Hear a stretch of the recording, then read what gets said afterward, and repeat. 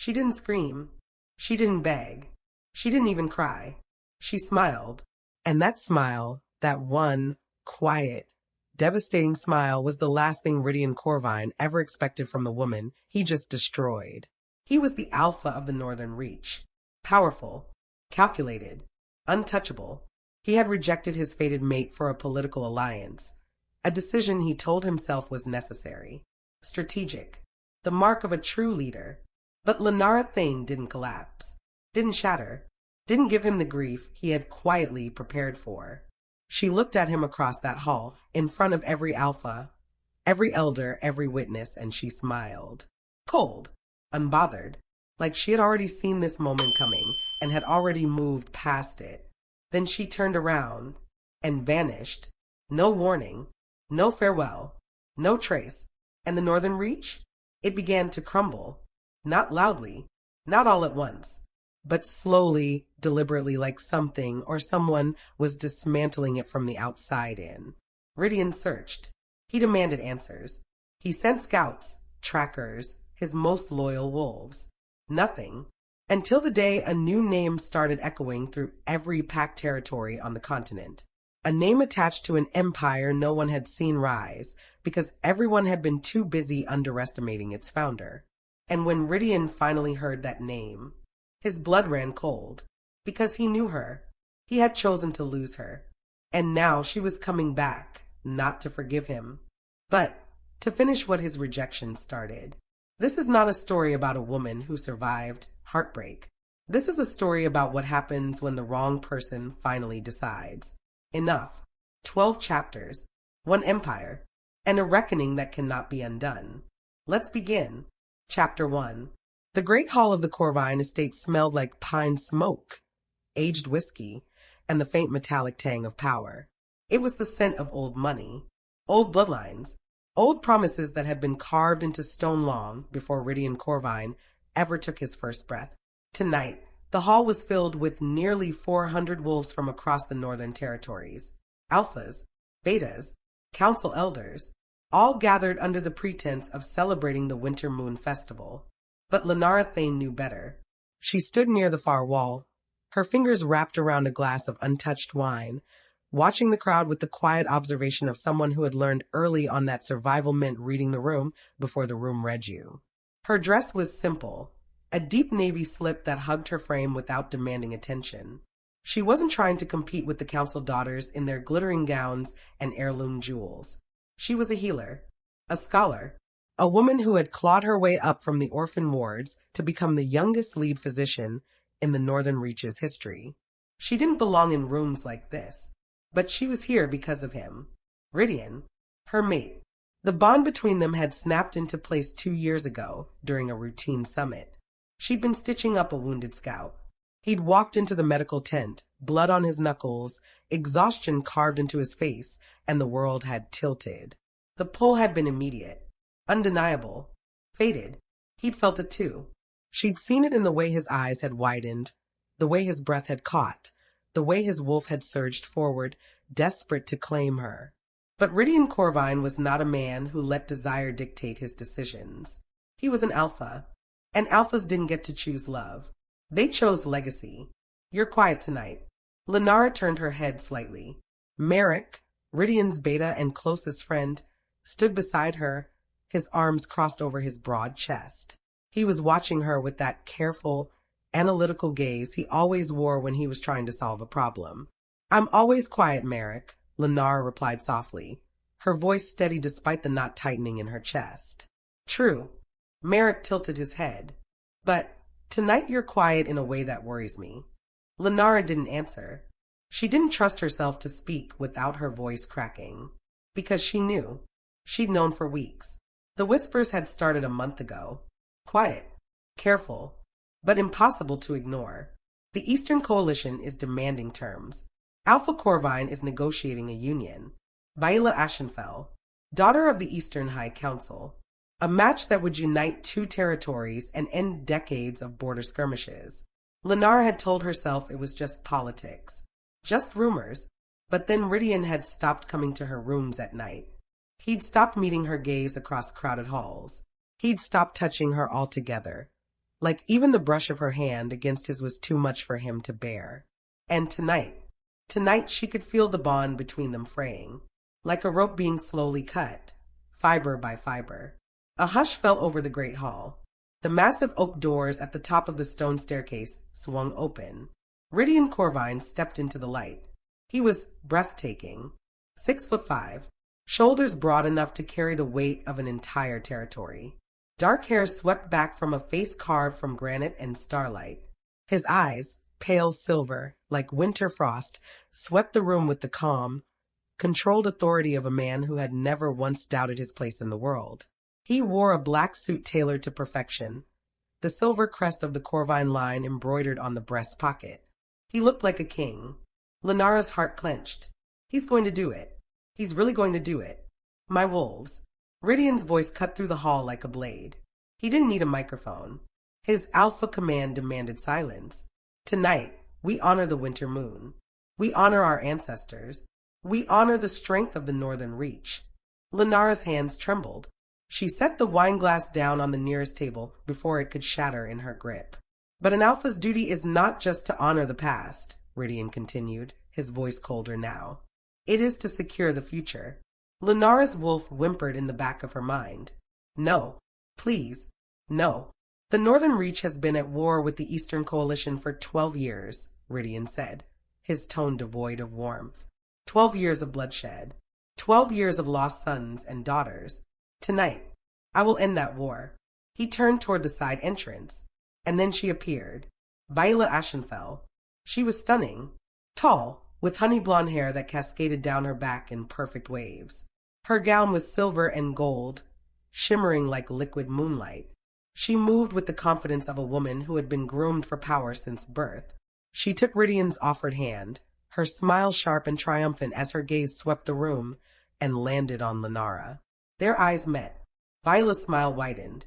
I am honored, Rhydian said, his voice echoing through the hall, to announce the union of the Corvine and Ashenfell bloodlines. Lunara's vision blurred.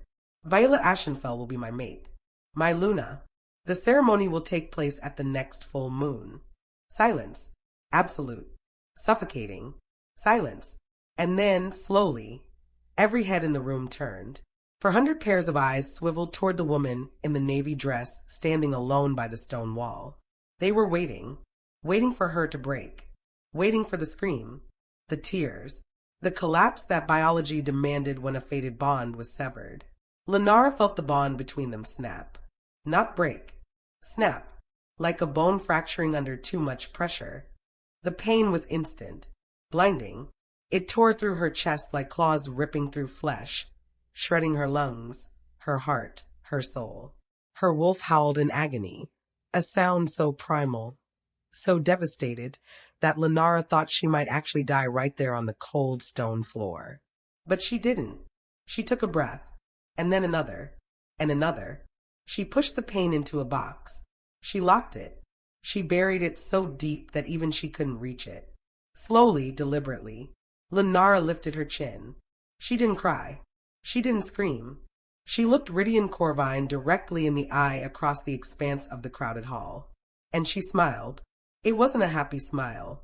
It was cold, sharp, surgical. It was the smile of a woman who had just realized the game was rigged and decided to stop playing. Rhydian froze. His silver eyes widened. His alpha composure cracked just for a second, and Lunara saw it. Confusion, panic, fear. She raised her wineglass in a silent toast. Then she set it down on the table, without a word, without a stumble, without a single backward glance. Lunara Thane turned on her heel and walked out of the great hall. The crowd parted for her like water, terrified, because they had just witnessed something that shouldn't have been possible. A fated mate walking away. Rhydian stood frozen at the top of the stairs, Viola's hand still in his. His chest felt hollow. His wolf was screaming. And for the first time in his life, Alpha Rhydian Corvine realized he had made a mistake. A terrible, irreversible mistake. But by the time he thought to follow her, the doors had already closed, and Lunara Thane was gone. Chapter 2. The walk from the Great Hall to Rhydian's private wing should have taken 10 minutes. Lunara made it in 3. Her legs moved on autopilot, muscle memory guiding her through corridors she'd walked 100 times before. Past the library where Rhydian had first kissed her. Past the balcony where he'd told her she was his future. Past all the lies carved into stone and starlight. The biometric lock on the penthouse door recognized her palm print. The mechanism beeped softly. The heavy steel door slid open with a quiet hiss. Lunara stepped inside. The space was silent, pristine, untouched. It smelled like him, cedar and frost, and that indefinable something that had always made her wolf purr with contentment. Now it made her stomach turn. She closed the door behind her, locked it, engaged the secondary bolt that Rhydian didn't know she knew about. And then, finally, the facade cracked.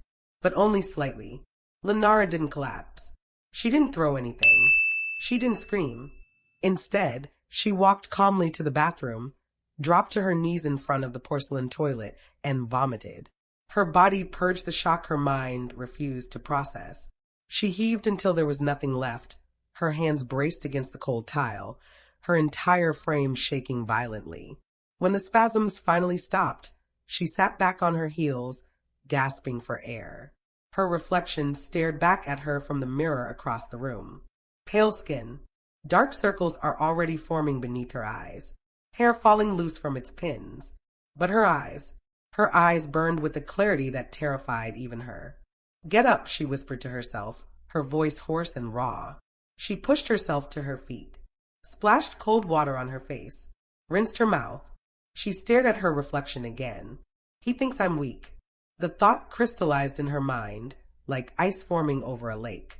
"He thinks I'll stay here, living in the guest wing, watching him mate with her, watching him build a life with someone else while I fade into the background like a ghost. He thinks I have nowhere else to go." Lunara's jaw tightened. He was wrong. She had been preparing for this moment her entire life. She just hadn't known it. When you grow up with nothing, you learn to hold on to everything. Every skill, every contact, every scrap of leverage. And Lunara Thane had been collecting leverage for years. She moved into the bedroom with military precision.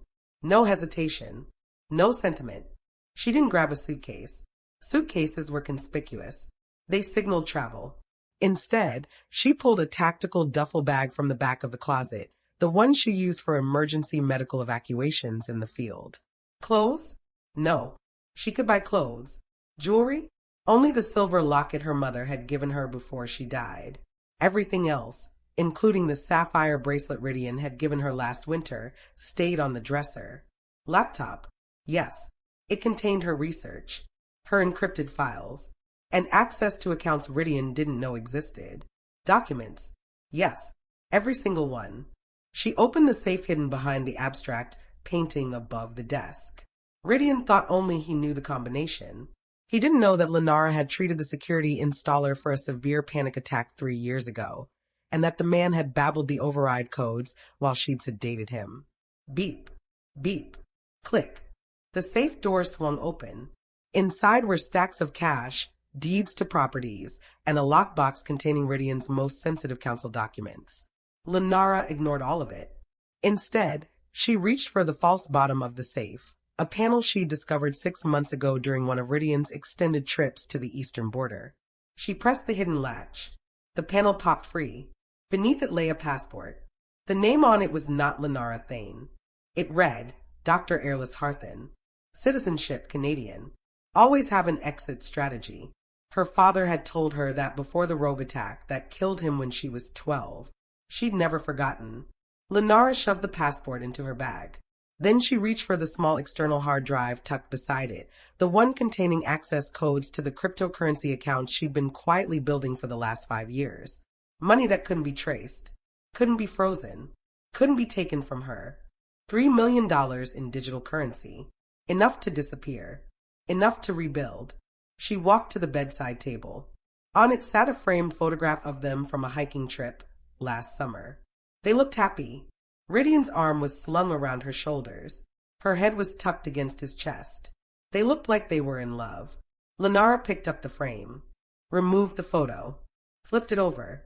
She pulled a pen from the drawer and wrote 3 words on the back in clean, precise script. Stop looking. She placed the photo face down on Rhydian's pillow. Then she looked at her left hand. The promise ring, a simple band of white gold etched with Nordic runes, felt impossibly heavy. He'd given it to her a year ago, before he became Alpha, before the weight of the territory crushed whatever softness he'd once had. Lunara slid the ring off her finger. It left a pale circle of skin behind. She dropped it into the half-empty glass of water on the nightstand. Plink. The sound was final. Lunara checked her watch. 10:47 p.m. Rhydian would be trapped in the receiving line for at least another hour. Viola would demand his attention. The council would want to toast the union. She had time. She went to the closet and changed out of the navy dress. She pulled on dark jeans, a black thermal shirt, and a gray hooded jacket. She tied her hair back into a tight braid. Then she sat on the edge of the bed and closed her eyes. She reached deep into the spiritual core of her mind, the place where the mate bond lived. It appeared as a golden thread connecting her chest to his. Right now, it was vibrating with his guilt, his confusion, his unease. He could feel her through the bond, not her thoughts, but her emotions. And that was a problem. "I reject you," Lunara whispered into the darkness. She couldn't sever the bond completely without his acceptance, but she could mute it. She visualized a wall, brick by brick, steel reinforced, soundproof. She built it between herself and Rhydian, sealing off her emotions from him completely. In the great hall, Rhydian stumbled mid-conversation. He pressed a hand to his chest, gasping as the warm, steady hum of Lunara's presence in his mind suddenly vanished. It wasn't quiet. It was gone, like someone had flipped a switch and cut the power entirely. "Rhydian." Viola's voice was sharp with concern. "Darling, are you all right? The cameras are still rolling." Rhydian's voice cracked. "I need a moment." He pulled away from her, his hand still pressed to his chest, his breathing ragged. His wolf was howling. Something was wrong. Something was very wrong. Back in the penthouse, Lunara opened her eyes. The wall was in place. She couldn't feel Rhydian anymore. And more importantly, he couldn't feel her. She stood, shouldered the duffel bag, and walked to the balcony door. The storm outside was raging. Rain lashed against the glass in violent sheets. Thunder rumbled in the distance. Perfect. The rain would wash away her scent within minutes. Lunara opened the balcony door and stepped out into the storm. The wind tore at her clothes. The rain soaked her instantly. She didn't hesitate. She climbed onto the stone railing, gripped the wrought iron trellis that ran down the side of the building, and began to descend. 3 stories. Her boots hit the wet grass silently. She ran, not toward the main gate. That would be monitored. She ran toward the river that bordered the eastern edge of the estate. A black sedan was waiting there, headlights off, engine idling. The driver's window rolled down. A human man with sharp features and wire-rimmed glasses looked out at her. "You're late, Dr. Harthan," he said calmly. "Traffic," Lunara replied dryly, tossing her bag into the back seat. She climbed in. "Drive." "And if the Alpha comes looking," the man asked, glancing at the glowing estate on the hill behind them. Lunara looked back one last time. She saw the lights in the penthouse flicker on. She imagined Rhydian bursting through the door, calling her name, finding the ring in the water, finding the note on the pillow. She imagined the moment he realized she was gone. "The Alpha," Lunara said quietly, "is dead to me. Drive." The car pulled away into the darkness, disappearing into the storm. Behind them, a howl tore through the night, raw, guttural, filled with a pain so absolute it shattered the windows of the Corvine estate. Rhydian had found the room. He had found the ring. And he had realized, too late, that silence was far worse than screams. Chapter 3. The storm lasted for 4 days.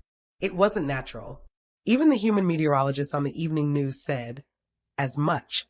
A freak weather system that had stalled over the northern reach, dumping rain and sleet with relentless fury. But the wolves knew better. The storm wasn't meteorological. It was grief. And Alpha's grief was a tangible thing. It bled into the land itself, twisting the weather, souring the soil, turning the air heavy and oppressive. And Rhydian Corvine's grief was apocalyptic. For 4 days, the Corvine estate was not a home. It was a hunting ground. Merrick stood in the doorway of the penthouse, his expression carefully neutral as he surveyed the destruction. The room looked like a battlefield. The full-length mirror where Lunara had fixed her hair 1,000 times was shattered, shards of glass glittering across the hardwood floor like fallen stars. The bed had been stripped bare, the sheets torn to ribbons. The desk was overturned, paper scattered, books thrown, and in the center of it all stood Rhydian. He was soaking wet, his hair plastered to his skull. His clothes are muddy and torn. He hadn't slept. I hadn't eaten. Hadn't stopped. He'd mobilized every tracker in the territory, every warrior, every drone the pack owned. He'd searched the forests, the roads, the neighboring towns. He'd torn the world apart looking for her, and found nothing. Alpha, Merrick said carefully, his voice low and cautious. Rhydian didn't turn. He was standing on the balcony, staring out at the tree line, his hands braced against the rain-slicked railing. He looked like a ghost, unshaven, hollowed out. His aura crackled with a dangerous, unstable energy that made even Marek's wolf whimper with unease. "Report," Rhydian rasped. His voice sounded like gravel, like he'd been screaming. He had been. Merrick stepped carefully into the room, avoiding the broken glass. "We tracked tire marks to the old logging road on the eastern border," he said, pulling a tablet from his jacket. "They lead to the river." Rhydian's hands tightened on the railing. The metal groaned under the pressure. "We found evidence that a vehicle went into the water near the old bridge," Merrick continued. "The current is strong there. We've sent divers, but..." "But what?" Rhydian's voice was deadly quiet. Merrick hesitated. He didn't want to say it. Didn't want to give voice to the possibility that had been clawing at the back of his mind for days.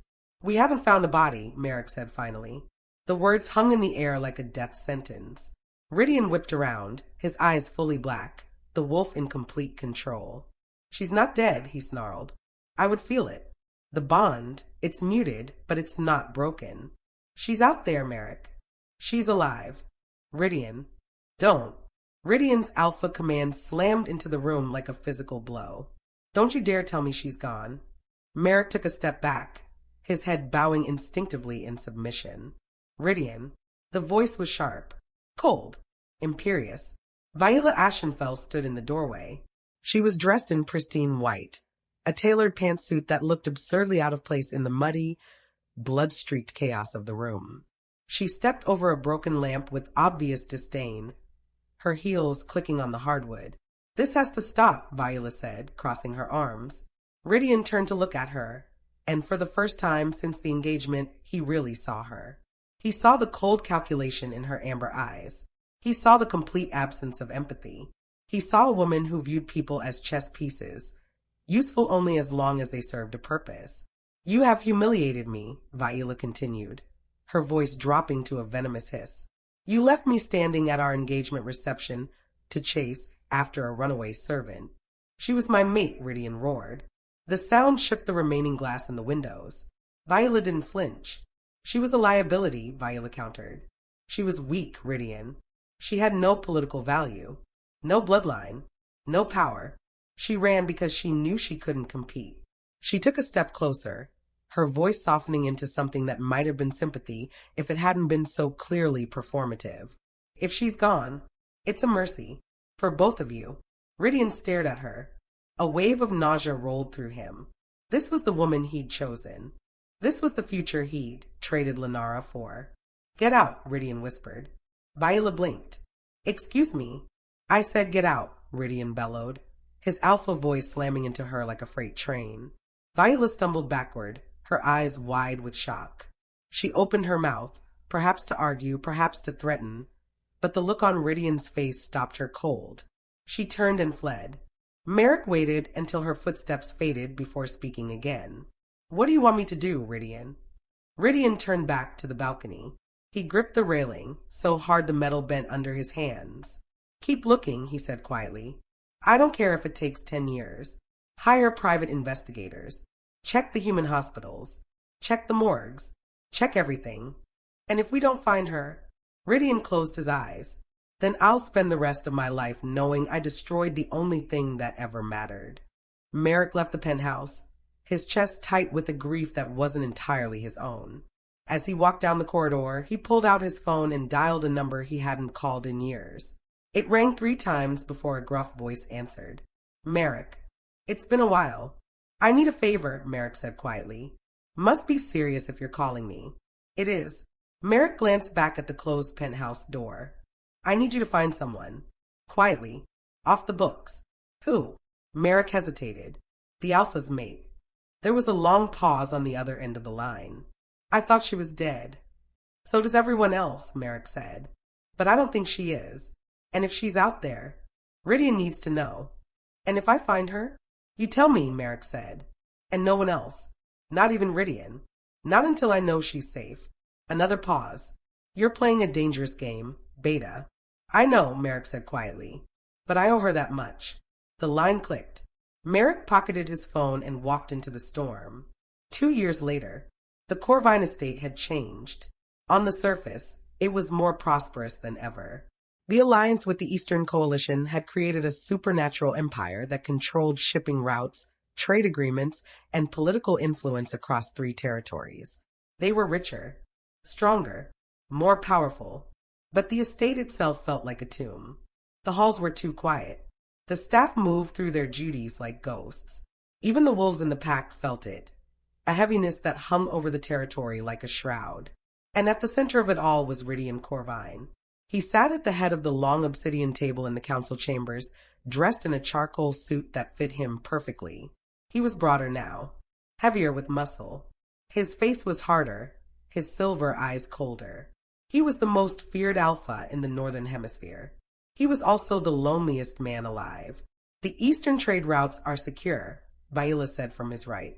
She wore a diamond collar that cost more than most homes. She was technically the Luna, but in title only. They shared a bedroom, but Rhydian slept in his study. They appeared at galas together, but he never touched her.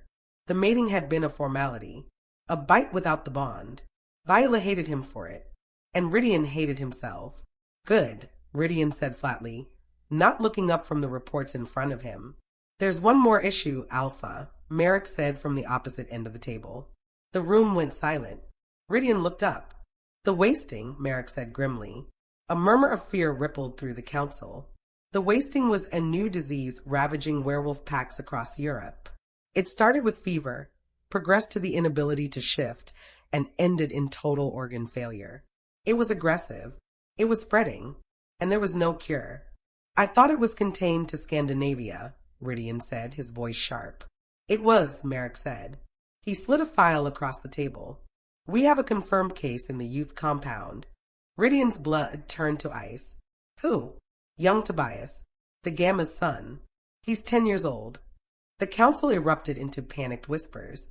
Rhydian stood abruptly, his chair scraping against the stone floor. Quarantine the compound. Now. And give me every specialist we have.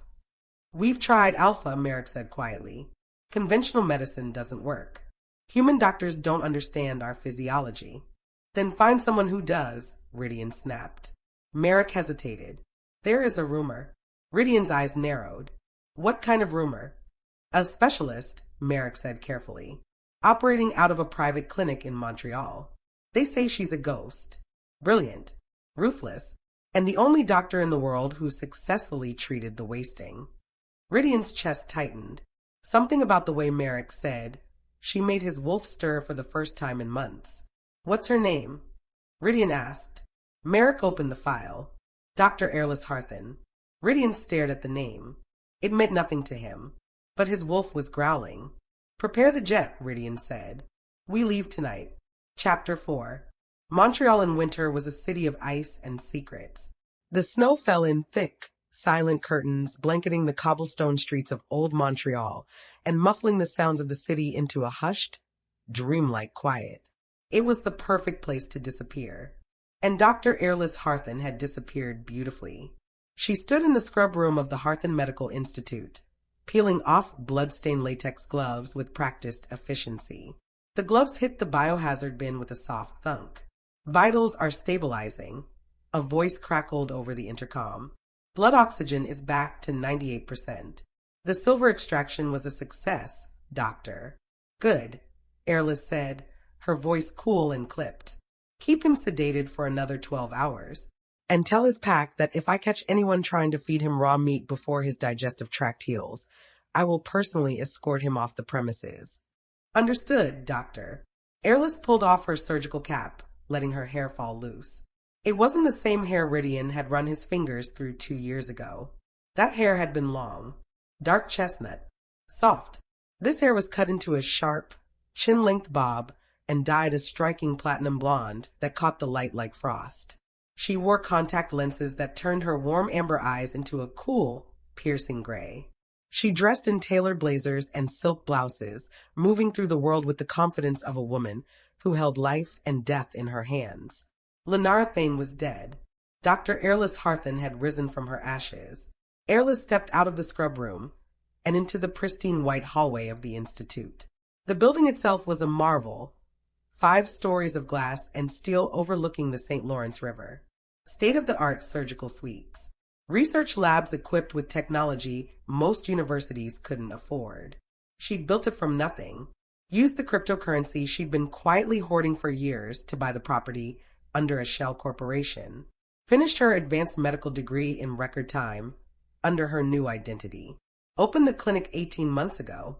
Now, she catered exclusively to the supernatural elite. Werewolves with silver poisoning. Vampires with blood disorders. Fae with iron toxicity. Cases that human hospitals couldn't or wouldn't touch. She was expensive. She was ruthless. She was the best. And she was free. Coffee. Eirlys looked up. Dr. Evander Cross was leaning against the doorframe of her office, holding 2 steaming mugs. Evander was unfairly handsome, tall and lean, with dark hair that always looked slightly tousled and green eyes that crinkled when he smiled.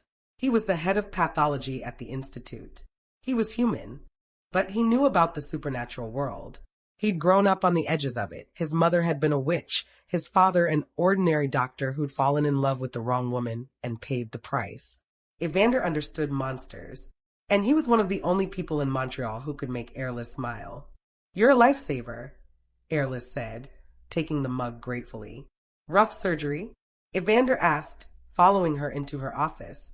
The office was her sanctuary. Floor-to-ceiling windows overlooked the frozen river. Minimalist furniture. A single piece of abstract art on the wall. Swirls of blue and silver that reminded her of storms. Messy, Eirlys admitted, sinking into her chair. Beta ego is almost as difficult to manage as alpha ego. Evander laughed. Almost. He sat on the edge of her desk, his expression turning serious. "Speaking of alphas, we have a situation." Eirlys sipped her coffee, already bracing herself. "What kind of situation?" Evander pulled a tablet from his coat pocket and handed it to her. "Urgent consultation request. Came in an hour ago." Eirlys glanced at the screen, and her heart stopped. Request for urgent consultation. Patient, Tobias Renfield, male, age 10. Diagnosis, the wasting, stage 3. Affiliation, Corvine Pack, Northern Reach, Washington State. Point of contact, Alpha Rhydian Corvine. The mug trembled in her hand. A single drop of coffee splashed onto the pristine white desk. "They're here," Eirlys whispered. "They landed 2 hours ago," Evander said, watching her carefully. "They're staying at the Ritz-Carlton downtown. The request came through our encrypted line. They asked for you specifically." Eirlys set the mug down before she dropped it. Her hands were shaking. "Rhydian is here. In Montreal. Looking for me. No, not for her. For Dr. Harthan. He didn't know. He couldn't know." "Reject the request," Eirlys said, standing abruptly. She turned toward the window, pressing her palms flat against the cold glass. "Refer them to the facility in Berlin. Berlin has a 40% survival rate for stage 3 wasting," Evander said quietly. "You have 92%. "I can't do it, Evander." "Why not?" Eirlys closed her eyes. "Because that pack—" Her voice cracked. She steadied it. "That pack is the reason I'm here. The Alpha." She couldn't finish the sentence. Evander was silent for a long moment. "He's the one who hurt you," he said finally. It wasn't a question. Eirlys nodded, her forehead resting against the glass. "He rejected you. He traded me. Eirlys corrected, her voice hardening. Like livestock. For a political alliance. Evander stood and walked over to her. He didn't touch her, he knew her boundaries. But he stood close enough to offer silent support. Then make him pay, Evander said softly. Eirlys turned to look at him, surprised. What? If you turn them away, the boy dies, Evander said, his green eyes sharp with calculation. Rhydian goes home sad. He grieves, but he moves on. He leaned closer. But if you save the boy, you hold all the power. You force the Alpha to owe you a life debt. You make him look you in the eye and see exactly what he threw away. Evander's smile was wicked. You don't hide, Eirlys. You rise. Eirlys looked down at the tablet again. She saw the name Corvine. She felt the phantom ache of the bond, buried deep beneath the walls she'd built, but still there. Still scratching. Rhydian was in the city. She could feel it now. A pull. A gravity she'd spent 2 years learning to ignore. She looked at her reflection in the window. Platinum hair. Gray contacts. Sharp suit. Cold, controlled expression. She wasn't Lunara Thane anymore. The girl in the navy dress who had cried in the bathroom and walked away in silence. She was Dr. Eirlys Harthan. And Dr. Harthan didn't run. Approve the consultation, Eirlys said, her voice steady and deadly calm. For when? Evander asked. Tomorrow morning, 9 a.m. sharp. Eirlys walked to her desk and opened a drawer, pulling out a tube of deep red lipstick. She applied it slowly, carefully, watching herself transform in the compact mirror. And Evander? Yes. Triple the fee. Evander smirked. Done.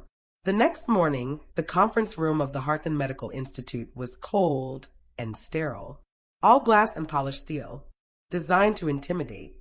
Rhydian sat on one side of the table, Merrick beside him. They looked out of place, creatures of the forest trapped in a cage of science and modernity. Rhydian was agitated. His leg bounced under the table. His fingers drummed against the armrest. We've been waiting 20 minutes, he growled. Who does this woman think she is? The only one who can save Tobias, Merrick reminded him quietly. Rhydian's jaw tightened. He hated this. Hated being at someone else's mercy. I hate waiting. But he would do it. For Tobias. For the pack. For the boy who reminded him too much of what he'd lost. The door opened. The sound of heels on marble echoed through the room. Click. Click. Click. Rhydian looked up. A woman walked in. She was wearing a white lab coat over a crimson dress that fit like armor. Her platinum hair was styled in a sleek, professional cut. She carried a tablet against her chest. She didn't look at Merrick. She looked directly at Rhydian. And Rhydian's world tilted. The scent hit him first. It was wrong. All wrong. Antiseptic. Expensive perfume. Something sharp and chemical. But underneath, buried beneath layers of suppressants and time, was something achingly, maddeningly familiar. Vanilla. Rain. Home. Rhydian's wolf stirred. For the first time in 2 years, his wolf woke up. Gentlemen, the woman said. Her voice was different. Lower. Huskier. But the cadence, the rhythm of her speech, sent a shiver down Rhydian's spine. Dr. Harthan, Rhydian said, standing automatically. He extended his hand. Thank you for seeing us. She didn't take his hand. She looked at it, then up at his face. Her gray eyes were cold, bored, unimpressed. Sit down, Mr. Corvine, she said coolly. I charge by the minute and you're wasting my time. Rhydian stiffened. No one spoke to him like that. But he sat. Dr. Harthan tapped the screen on the wall. A series of medical scans appeared. MRIs, blood work, cellular imaging. Stage 3 wasting, she said clinically. Necrotic tissue forming in the lungs and liver. You waited too long. We didn't know it was the wasting until 3 days ago, Merrick said, his voice edged with desperation. Can you save him? Dr. Harthan turned to Merrick. For just a second, a fraction of a heartbeat, her expression softened. I can, she said, but the treatment is aggressive. It requires a compatible donor. The transfusion has to be a genetic match, or the boy's body will reject it. I'll do it, Rhydian said immediately. I'm the Alpha. My blood is the strongest. Dr. Harthan turned back to Rhydian. She walked around the table slowly, deliberately, her heels clicking with each step. She stopped mere inches from him. Rhydian could see flecks of amber buried beneath the gray of her contacts. He could feel the heat radiating off her skin. "Your blood won't work, Alpha," she said, the word Alpha sounding like an insult on her tongue. "Why not?" She leaned in closer. "Because the wasting feeds on arrogance," she whispered. "It feeds on the testosterone of dominant wolves. Your blood would kill him faster." Rhydian's eyes narrowed. "Do I know you?" Dr. Harthan smiled. It was the same smile from the Great Hall 2 years ago. Cold, surgical, empty. "I'm just a doctor, Mr. Corvine," she said softly. "But you look like you've seen a ghost." She pulled back and tossed a contract onto the table. "Sign here. The fee is $7 million up front. And I have one additional condition." "Anything," Rhydian said, his gaze still locked on her face, his mind racing to solve the puzzle. "I want full medical custody of the patient," she said. "The boy stays here in Montreal. Without you." "I can't leave a pack member behind," Rhydian argued. "Then he dies," Dr. Harthan said simply, reaching for the contract as if to close the file. Rhydian slammed his hand down on the paper. "Fine. I'll sign." He scrawled his name across the bottom of the contract with sharp, aggressive strokes. Dr. Harthan picked up the paper, examining the signature with clinical detachment. "Excellent," she said. "Dr. Cross will show you out. I have a life to save." She turned toward the door. "Wait," Rhydian called out. He couldn't help himself. She stopped, didn't turn around. "You're sent," Rhydian said, his voice rough. "It's Chanel number 5, Mr. Corvine," Dr. Harthan interrupted. "Now, if you'll excuse me, I have work to do.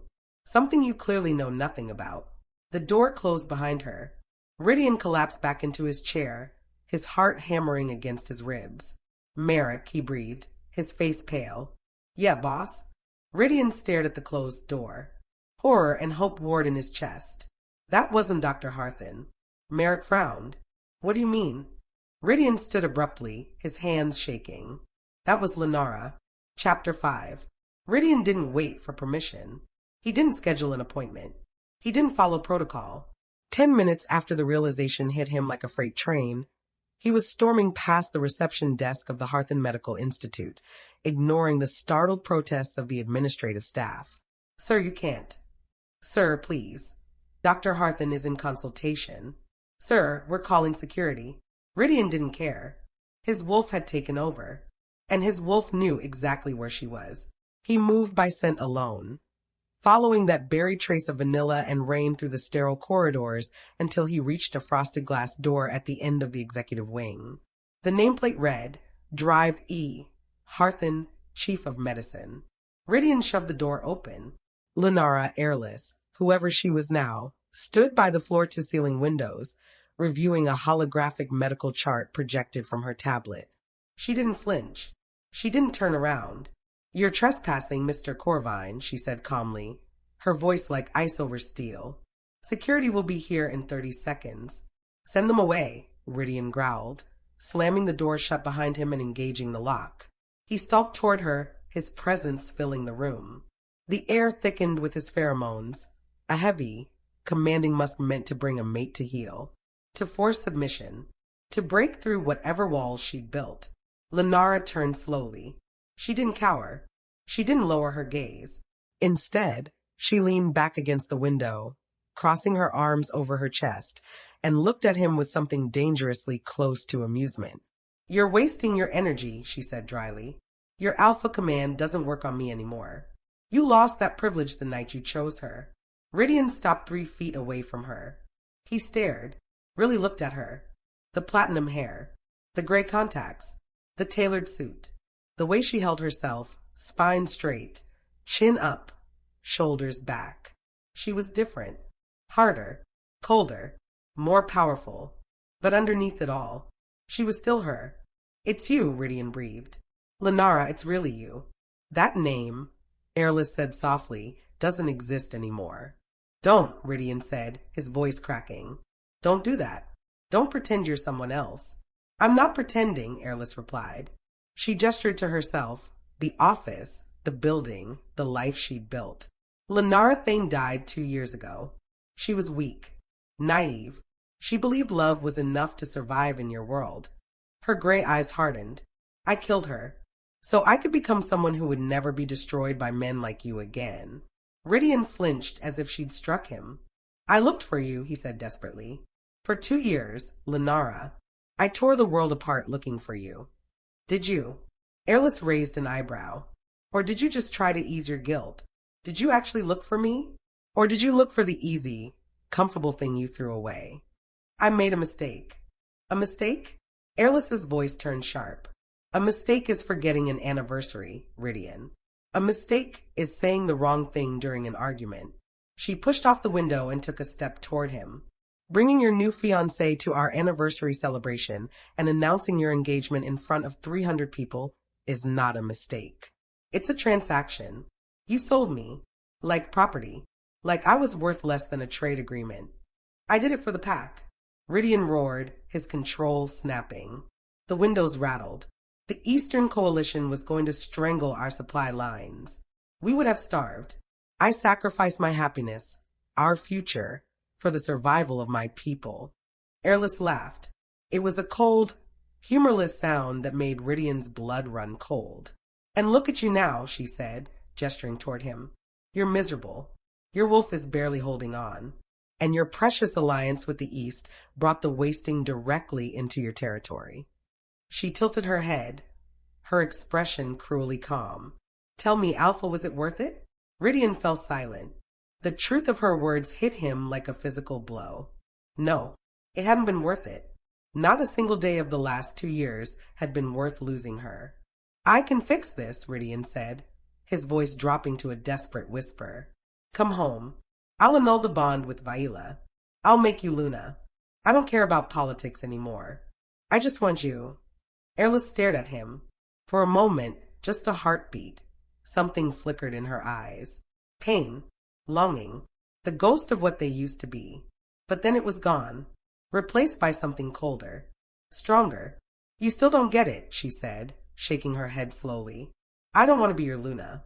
I don't want to go back to washing blood out of your shirts and waiting for you to decide I'm useful again. She stepped closer, close enough that Rhydian could see the faint scar on her collarbone, the one she'd gotten from a rogue attack when she was 16. I am Dr. Eirlys Harthan, she said softly. I own this institute. I have my own life, my own money, my own freedom. I answer to no one. Her voice turned to steel. Why would I trade all of this to go back to being your consolation prize? Before Rhydian could answer, the intercom on her desk buzzed. Dr. Harthan, we're ready for donor compatibility testing. The boy is stable, but we need to move quickly. Eirlys's expression shifted instantly, from scorn to professional focus in the span of a heartbeat. She hit the button on her desk. I'm on my way. She looked back at Rhydian, her mask firmly in place. We're done here. If you want to buy us to live, you'll stay out of my way. If I see you near my surgical wing, I'll have you sedated and removed from the premises. She walked past him, her shoulder brushing his. The contact was brief, electric. The mate bond flared. Rhydian gasped, his hand flying to his chest as the sensation tore through him, sharp and bright and agonizing. Eirlys faltered. Just for a second. Her stride broke. Her breath hitched. But she forced herself to keep walking. The door opened, closed. She was gone. Rhydian stood alone in the empty office, his chest heaving, his wolf howling inside his mind. She was alive. She was here. And she was so far beyond his reach it felt like staring at the stars and trying to pull them down with his bare hands. Merrick found him 20 minutes later, still standing in the same spot. Rhydian, Merrick said carefully, we need to go. Dr. Harthan's staff is insistent. It's her, Rhydian said quietly. I know. She hates me. I know. Rhydian turned to look at his beta, his expression raw and broken. What do I do, Merrick? Merrick was silent for a long moment. You give her space, he said finally. You let her save Tobias. And then you prove to her that you're not the same man who broke her. And if I can't? Marek's expression was grim. Then you let her go. The surgery took 14 hours. Rhydian spent every single one of them pacing the waiting room like a caged animal. He didn't eat. I didn't sleep. Didn't speak. Merrick sat in the corner, watching him with quiet concern. At 2:47 a.m., the surgical wing doors finally opened. Eirlys walked out. She looked exhausted, dark shadows beneath her eyes, her platinum hair falling loose from its pins, blood staining the cuffs of her scrubs. But her expression was calm, controlled. "He's stable," she said, addressing Merrick directly. "The graft took. The necrotic tissue has stopped spreading. He'll need to stay in isolation for at least 10 days, but barring complications, he should make a full recovery." Rhydian let out a breath he didn't know he'd been holding. "Thank you," he said hoarsely. Eirlys didn't look at him. "I'll have my assistant send you the post-operative care instructions," she said. "You're free to visit him once he's out of the ICU, but no more than 15 minutes at a time." She turned to leave. "Lunara." "Don't," she said sharply, finally looking at him. "Don't call me that. Not here. Not ever." Her gray eyes were hard as diamonds. "You wanted Dr. Harthan. You got Dr. Harthan. That's all you get." She walked away. But before she could reach the elevator, the main doors of the institute burst open. Cold air rushed in, carrying with it the scent of snow and expensive perfume. Viola Ashenfeld stepped into the lobby. She was wearing a white fur coat and looked absolutely furious. 2 Eastern Coalition guards flanked her. "Where is he?" Viola demanded, her voice echoing through the sterile space. Rhydian stepped out of the waiting room, his expression darkening. "Viola, what are you doing here?" "I came to see what was taking so long," Viola snapped, her amber eyes flashing. "You leave me in Washington to chase after some backwater doctor." Her gaze landed on Eirlys. The recognition was slow, but when it hit, it was explosive. Viola's face went pale, then red. "You," she breathed. Eirlys straightened her spine, her exhaustion evaporating in an instant. "Hello, Viola," she said calmly. "You're supposed to be dead," Viola shrieked, pointing a perfectly manicured finger at Rhydian. "You knew. You brought us here to see her." "I brought us here to save a child," Rhydian said, stepping between them. "I don't care about the child." Viola screamed. "She is a traitor, a runaway. By Northern law, she belongs in the cells." She turned to her guards.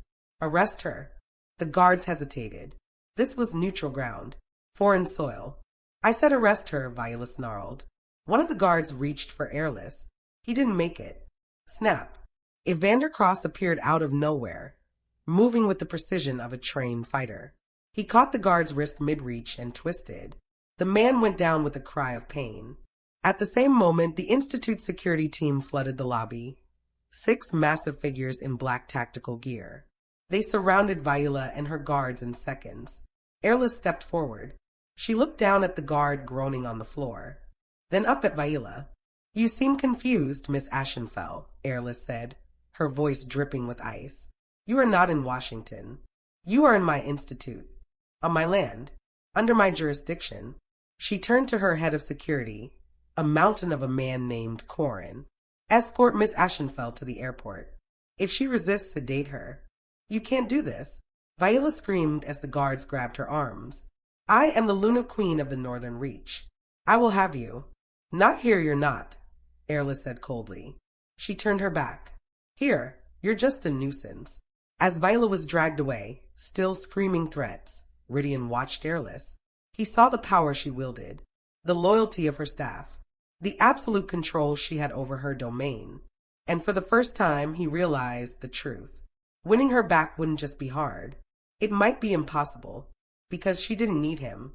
She had become the queen he was supposed to protect, and he had no idea how to reach her.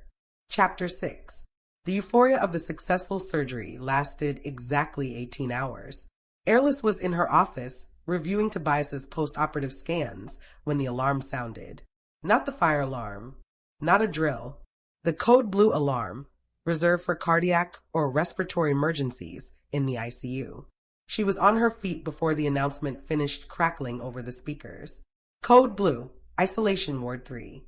Code blue, isolation ward 3. Eirlys ran. Her heels struck the marble floors in a staccato rhythm as she sprinted down the corridor, her lab coat billowing behind her like wings. She burst through the ICU doors. Evander was already there, hands pressed against Tobias's small chest, performing compressions. What happened? Eirlys demanded, snapping on gloves as she crossed to the bed. Seizure, Evander said grimly, sweat beading on his forehead. Heart rate spiked to 180, then crashed. He's not responding. Eirlys looked at the monitors. The boy's vitals were all over the place. Temperature spiking to 41 degrees Celsius, oxygen saturation dropping, blood pressure in free fall. This isn't the wasting, Eirlys said, her mind racing. The graft was clean. The necrosis stopped spreading. She grabbed a pen light and checked Tobias's pupils. Dilated, unresponsive. Then she saw it. Around the 4 insertion site on his left arm, the veins were turning black. Not the grayish-green of necrotic tissue. Pure, ink-black spiderwebbing. Wolf's bane, Eirlys breathed. Evander's head snapped up. That's impossible. We screened everything. Synthesized Wolf's bane, Eirlys corrected, her voice sharp. Mixed with an anticoagulant to prevent clotting. Someone didn't want the wasting to kill him. She looked at Evander, her gray eyes blazing. Someone wanted him to die here. On my table. Push 5 milligrams of atropine, Eirlys ordered, her training taking over. Give me a toxicology panel, stat. And I want that 4 bag analyzed immediately. The nurses moved like a synchronized unit. Evander continued compressions while Eirlys prepared an emergency antidote, a compound of her own design, something she developed after treating a vampire lord who'd been poisoned with a similar substance. She injected it directly into Tobias's femoral artery. Come on, she whispered. Come on, kid. Don't you dare die on me. The monitors beeped erratically. Then, slowly, the rhythm began to stabilize. The seizure stopped. Tobias's heart rate climbed back to 90 beats per minute. His oxygen levels rose. Evander stopped compressions, stepping back and pulling off his gloves. He's stable, he said, his voice rough with exhaustion. Eirlys stayed by the bed, watching the monitors like a hawk, her hands still trembling from adrenaline. Lock down the wing, she said quietly. No one enters. No one leaves. I want fingerprints on that 4 bag. And I want security footage from the last 48 hours. She turned, her expression cold and furious. Someone tried to murder a child in my institute. She walked toward the door. And I'm going to find out who. The waiting room was chaotic. Rhydian and Merrick had been asleep in the uncomfortable plastic chairs when the code blue alarm sounded. Now they were on their feet, both of them radiating tension. When Eirlys walked through the doors, Rhydian moved toward her instantly. What happened? He demanded. Is Tobias? He's alive, Eirlys said. Barely.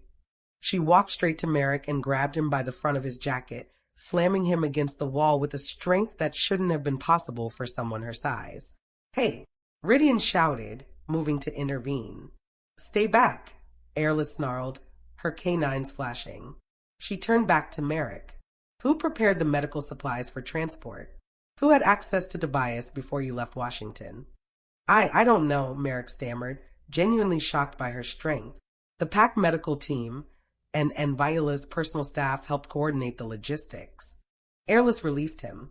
Viola, she said quietly. Rhydian frowned. Viola's a lot of things, but she wouldn't poison a child. Wouldn't she? Eirlys whirled on him. Think, Rhydian. Why did the wasting appear in your territory? Why only one case? Why Tobias specifically? Rhydian went very still. Tobias is the Gamma's son, Eirlys continued, pacing like a caged predator. If he dies under your care, or worse, under mine, the Gamma loses faith in you. The pack fractures. Morale collapses. She stopped, looking Rhydian directly in the eye. Who benefits from a fractured northern reach? Rhydian's face went pale. The Eastern Coalition, he whispered. Exactly. Eirlys pulled her tablet from her coat pocket. She poisoned him to force you to come here. And when that didn't kill him fast enough, she sabotaged the 4 to finish the job and frame me for the failure. Before Rhydian could respond, Evander appeared in the doorway. He was holding a sealed evidence bag. Inside was a small glass vial, empty except for a few residual drops of clear liquid. Found it in the private waiting suite, Evander said grimly. The one Viola used for 10 minutes before she stormed the lobby. He handed Eirlys a printout. Spectroscopy confirms it. Concentrated wolf's bane, synthetic strain. Manufactured in Atlanta. Rhydian stared at the vial. The betrayal was absolute. It wasn't just a bad marriage. It wasn't just political maneuvering. Viola had tried to murder a child. To destroy him. To start a war. The temperature in the room dropped. Rhydian went completely, terrifyingly silent. When he finally looked up, his eyes were fully black. The wolf was in control. "Where is she?" he asked, his voice barely human. "Her jet is scheduled to depart from Trudeau Airport in 40 minutes, Evander said, checking his phone. "Private hangar, eastern side." Rhydian turned toward the door. "Rhydian." Eirlys's voice stopped him. He turned back. "Don't kill her," Eirlys said. Rhydian's expression was murderous. "She tried to destroy me. She tried to frame you. She tried to murder a child." "I know," Eirlys said calmly. "And if you kill her, you start a war with the Eastern Coalition that will cost thousands of lives." She walked toward him slowly. "You're an alpha, Rhydian, not a thug. You want vengeance. Fine, but do it the right way." She reached into her pocket and pulled out a flash drive. This contains security footage from the waiting suite. It shows her disposing of the vial. It also contains the toxicology reports and Evander's analysis. She placed the drive in his hand. Their fingers touched. The bond sparked. Both of them flinched, but neither pulled away. "You go to that airport," Eirlys said softly, holding his gaze. "And you don't kill her. You destroy her. You strip her of her title, her alliance, and her dignity. You send her back to her father in disgrace." Her voice hardened. "You end that treaty on your terms, not hers." Rhydian stared at her, at the woman who had every right to hate him. The woman who was still, despite everything, trying to save him from himself. "You should have been Luna," he said quietly. "You were born to lead." Eirlys's expression softened, just for a heartbeat. "I am leading," she said, gesturing to the institute around them. "This is my kingdom now." She stepped back. "Go save your pack, Alpha." Rhydian nodded. He turned to Merrick. "Get the car." As they reached the door, Rhydian paused. He looked back at Eirlys. "When I'm done, can I come back?" Eirlys was silent for a long moment. "Tobias needs to be monitored for another week," she said finally, her voice carefully neutral. "I expect you to settle your account before you leave." It wasn't a yes, but it wasn't a no. Rhydian gave a single, sharp nod, and then he was gone. The black SUV tore through the snowy Montreal streets at dangerous speeds. Rhydian sat in the back, the flash drive clutched in his fist, his entire body vibrating with barely controlled rage. Merrick drove in tense silence. They reached Trudeau Airport in 23 minutes. The private hangar was lit up like a stage. Viola's sleek white jet already on the tarmac, engines warming up. Rhydian stepped out of the SUV. The wind whipped his coat around him. He looked like an avenging god. Viola stood at the base of the air stairs, wrapped in her white fur coat, arguing with her pilot. "I don't care about clearance protocols," she was saying. "We leave now. You're not going anywhere." Viola froze. Rhydian's voice cut through the night like a blade. She turned slowly. Rhydian walked toward her, flanked by Merrick and 3 Northern Reach enforcers who had been waiting in a second vehicle. "Rhydian," Viola said, her voice tight. "I was just—" "Shut up." The command hit her like a physical blow. She stumbled back against the stairs. Rhydian pulled out his phone. He pressed the button. Viola's voice filled the cold air, crackling from the phone's speaker. I had to prove she was weak. I had to secure the alliance. The boy was collateral damage. It was a recording, from her own phone, a call she'd made to someone in Atlanta 3 days ago. Viola's face went white. "How did you?" "Dr. Harthan's security team is very thorough," Rhydian said coldly. He held up the flash drive. "We have the toxicology reports. We have footage of you disposing of the vial. We have everything." He pulled out his phone again and held it up. The screen showed an active call. "Alpha Ashenfell," Rhydian said. "Did you hear your daughter's confession?" There was a long, terrible silence on the other end. Then a voice, deep, authoritative, and absolutely furious. "I heard." Viola's legs gave out. She collapsed onto the metal stairs. You have brought shame upon our bloodline, Viola. The Eastern Coalition disavows you. Do not return to Atlanta. You are no longer my daughter. The line went dead. Viola looked up at Rhydian, tears streaming down her face. Please, she whispered. Just kill me. Make it quick. Rhydian stared down at her. For a moment, just a heartbeat, he considered it. But then he thought of Eirlys, of her strength, of the way she'd walked out of that great hall with her head held high. He reached down and ripped the Corvine crest pendant from Viola's neck. The gold chain snapped. He threw it onto the wet tarmac. No, Rhydian said quietly. Death is too easy. He crouched down so they were eye to eye. You are exiled, Viola. You are rogue. If you ever set foot on Northern Reach territory again, you will be hunted. He stood. Go live with the knowledge that you have everything, and you lost it because you were cruel. Rhydian turned his back on her. He walked away, leaving Viola sobbing on the stairs alone in the snow. The SUV pulled away into the night, and for the first time in 2 years, Rhydian felt like he could breathe. Chapter 7. Dawn broke over Montreal in shades of rose gold and ice. Eirlys stood at the window of her office, a cup of coffee growing cold in her hands, watching the city wake up beneath a blanket of fresh snow. She hadn't slept. Not after Code Blue. Not after sending Rhydian to confront Viola. Not after feeling the mate bond flare to life for the first time in 2 years when their hands had touched. Her wolf was restless, pacing, whining, clawing at the walls she'd built. He's close. He's here. Why won't you let me reach him? Because he broke us, Eirlys whispered to the empty room. Because we can't survive that again. Her wolf didn't answer, but the ache in her chest, the one she'd been ignoring for 24 months, grew sharper. A knock at the door pulled her from her thoughts. Come in, she said, not turning from the window. The door opened. She expected Evander. Maybe one of the nurses with an update on Tobias. She didn't expect Rhydian, but she felt him the moment he entered the room. The air changed, charged with electricity and something older, something primal. The bond hummed. Eirlys closed her eyes, willing the sensation away. You shouldn't be here, she said quietly. I know, Rhydian replied. She heard him move closer, his footsteps soft on the carpet. Tobias is still in isolation, she continued, her voice steady despite the way her heart was racing. Visiting hours don't start until... I didn't come for Tobias. Eirlys turned. Rhydian stood in the center of her office, looking like he'd walked through hell and back. His coat was dusted with snow, his hair disheveled, but his silver eyes were clear, focused, fixed on her. I came for you, he said. Eirlys set her coffee cup down on the desk with a deliberate clink. I already told you. I know what you told me, Rhydian interrupted. You don't want to be my Luna.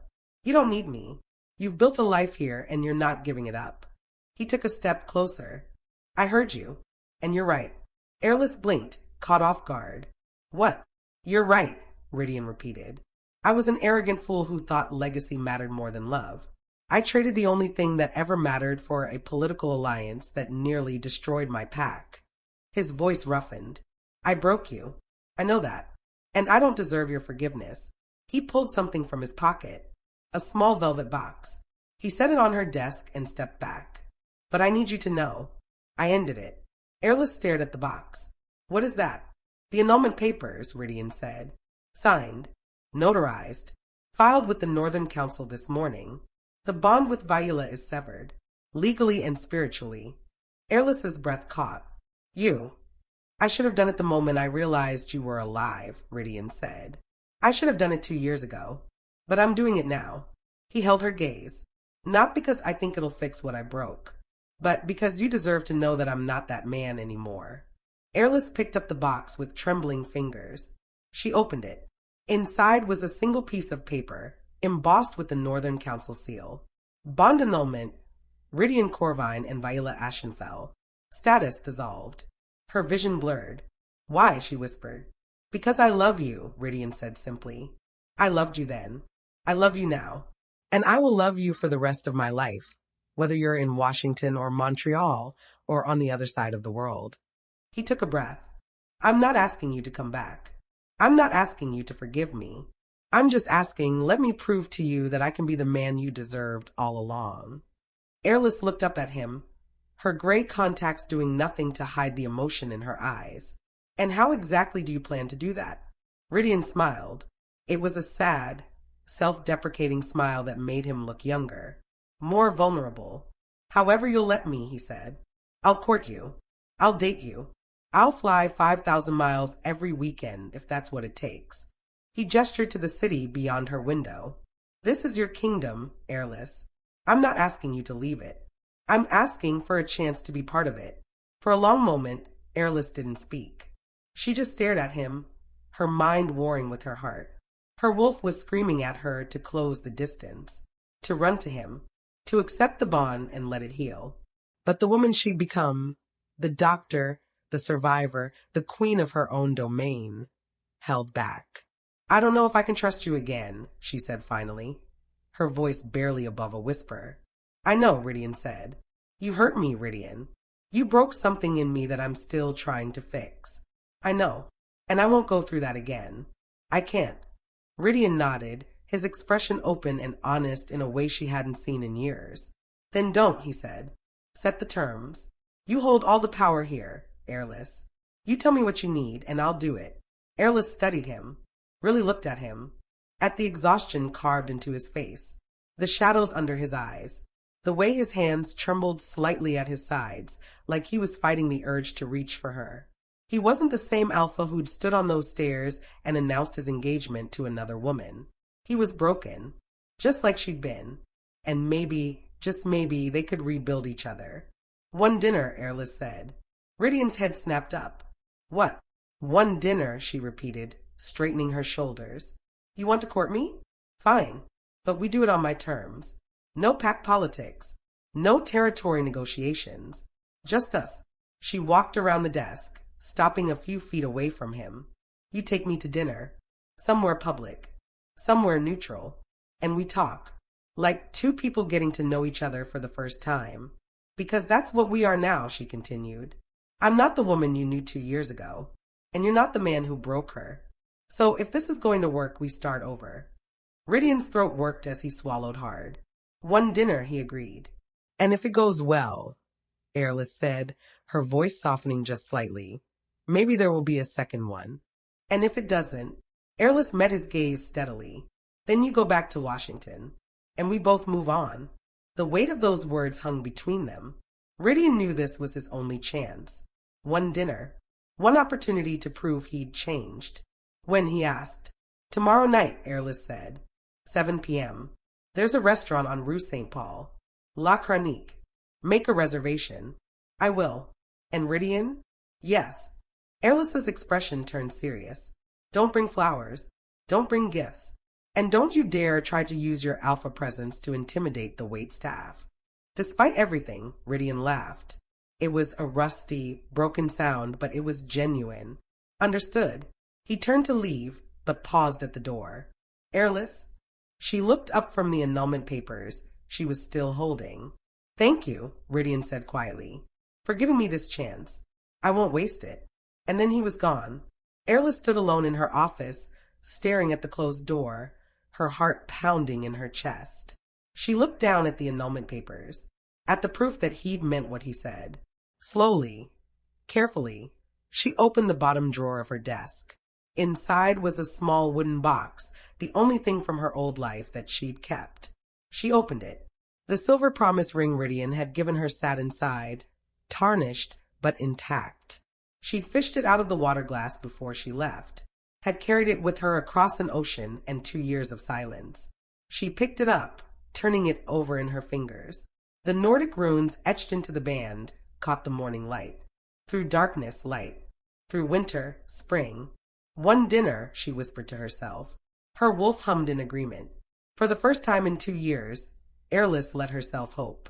The next 24 hours passed in a blur of medical rounds and administrative meetings. Tobias was improving steadily. The poison had been flushed from his system, and his young wolf was healing faster than Eirlys had dared hope. She checked on him personally every 4 hours, monitoring his vitals, adjusting his medications, and, though she would never admit it out loud, keeping an eye on him because he reminded her of why she'd become a doctor in the first place. To save lives, Not to play politics or build empires. Just to save lives. You're nervous. Eirlys looked up from Tobias's chart. Evander was leaning against the doorframe of the ICU, arms crossed, wearing his signature knowing smirk. I'm not nervous, Eirlys said, making a notation on the tablet. You've checked his vitals 6 times in the last hour, Evander pointed out. And you're wearing perfume. Eirlys's hand flew to her neck self-consciously. She was wearing perfume. A subtle blend of bergamot and vanilla that she'd bought on impulse yesterday afternoon. I have a dinner meeting, she said stiffly. With the Alpha, Evander said, his smirk widening. It's not, it's just dinner. Uh-huh. Evander pushed off the doorframe and walked into the room. For what it's worth, I think you're doing the right thing. Eirlys looked at him, surprised. You do? Yeah. Evander's expression turned serious. Look, I don't know what happened between you two. And I'm not going to pretend I understand pack dynamics or mate bonds or any of that supernatural stuff. He met her gaze. But I know you. And I know you don't give second chances unless you think someone's earned them. I don't know if he has, Eirlys admitted quietly. Then tonight you'll find out, Evander said simply. He squeezed her shoulder. Just be careful, okay? You've built something incredible here. Don't let anyone, not even him, take that away from you. Eirlys nodded, her throat tight. I won't. At 6:45 p.m., Eirlys stood in front of the full-length mirror in her apartment, second-guessing everything. The dress, a simple black sheet that hit just above her knees, felt too formal. Her hair, styled in soft waves instead of her usual sleek bob, felt too vulnerable. The heels, elegant but not too high, felt like a compromise she wasn't sure she wanted to make. She looked like Lunara, not Dr. Harthan, and that terrified her. But before she could change, her phone buzzed. A text from an unknown number. I'm outside. No rush. Take your time. She looked out the window. A black car was parked at the curb. Rhydian stood beside it, dressed in a charcoal suit, his hands in his pockets, looking up at her building with an expression of nervous anticipation. He looked human, not like an alpha, just like a man hoping he hadn't screwed up beyond repair. Eirlys took a breath, grabbed her coat, and walked out the door. Chapter 8. The restaurant was perfect. La Chronique was tucked into a quiet corner of old Montreal, away from the tourist crowds and late-night bar scene. It was intimate without being oppressively romantic. Exposed brick walls, soft Edison bulb lighting, and tables spaced far enough apart to allow for private conversation. Eirlys had chosen it deliberately. Neutral ground, public enough to feel safe, private enough to be honest. Rhydian held the door open for her as they entered, and she caught the subtle scent of his cologne. Something cedar and frost that made her wolf stir with recognition. She forced the reaction down. One dinner. Just one dinner. The hostess led them to a corner table near a window overlooking the snow-covered street. Rhydian pulled out her chair. Eirlys hesitated for just a fraction of a second before sitting. He took the seat across from her, and for a moment they simply looked at each other. 2 years. 2 years of silence and distance and carefully constructed walls. And now, sitting across a candlelit table, those walls felt paper thin. You look beautiful, Rhydian said quietly. Eirlys felt heat rise to her cheeks. She hated that he could still do that to her. Thank you, she said, her voice carefully neutral. You look different. Different how? Less like an alpha, Eirlys said honestly. More like... She trailed off, searching for the right word. Like the man I met in that medical tent 5 years ago, she finished softly. Rhydian's expression flickered with something raw. That man never left, he said. I just buried him under duty and expectations and fear. He looked down at his hands. I'm trying to find him again. The waiter arrived, breaking the tension. They ordered.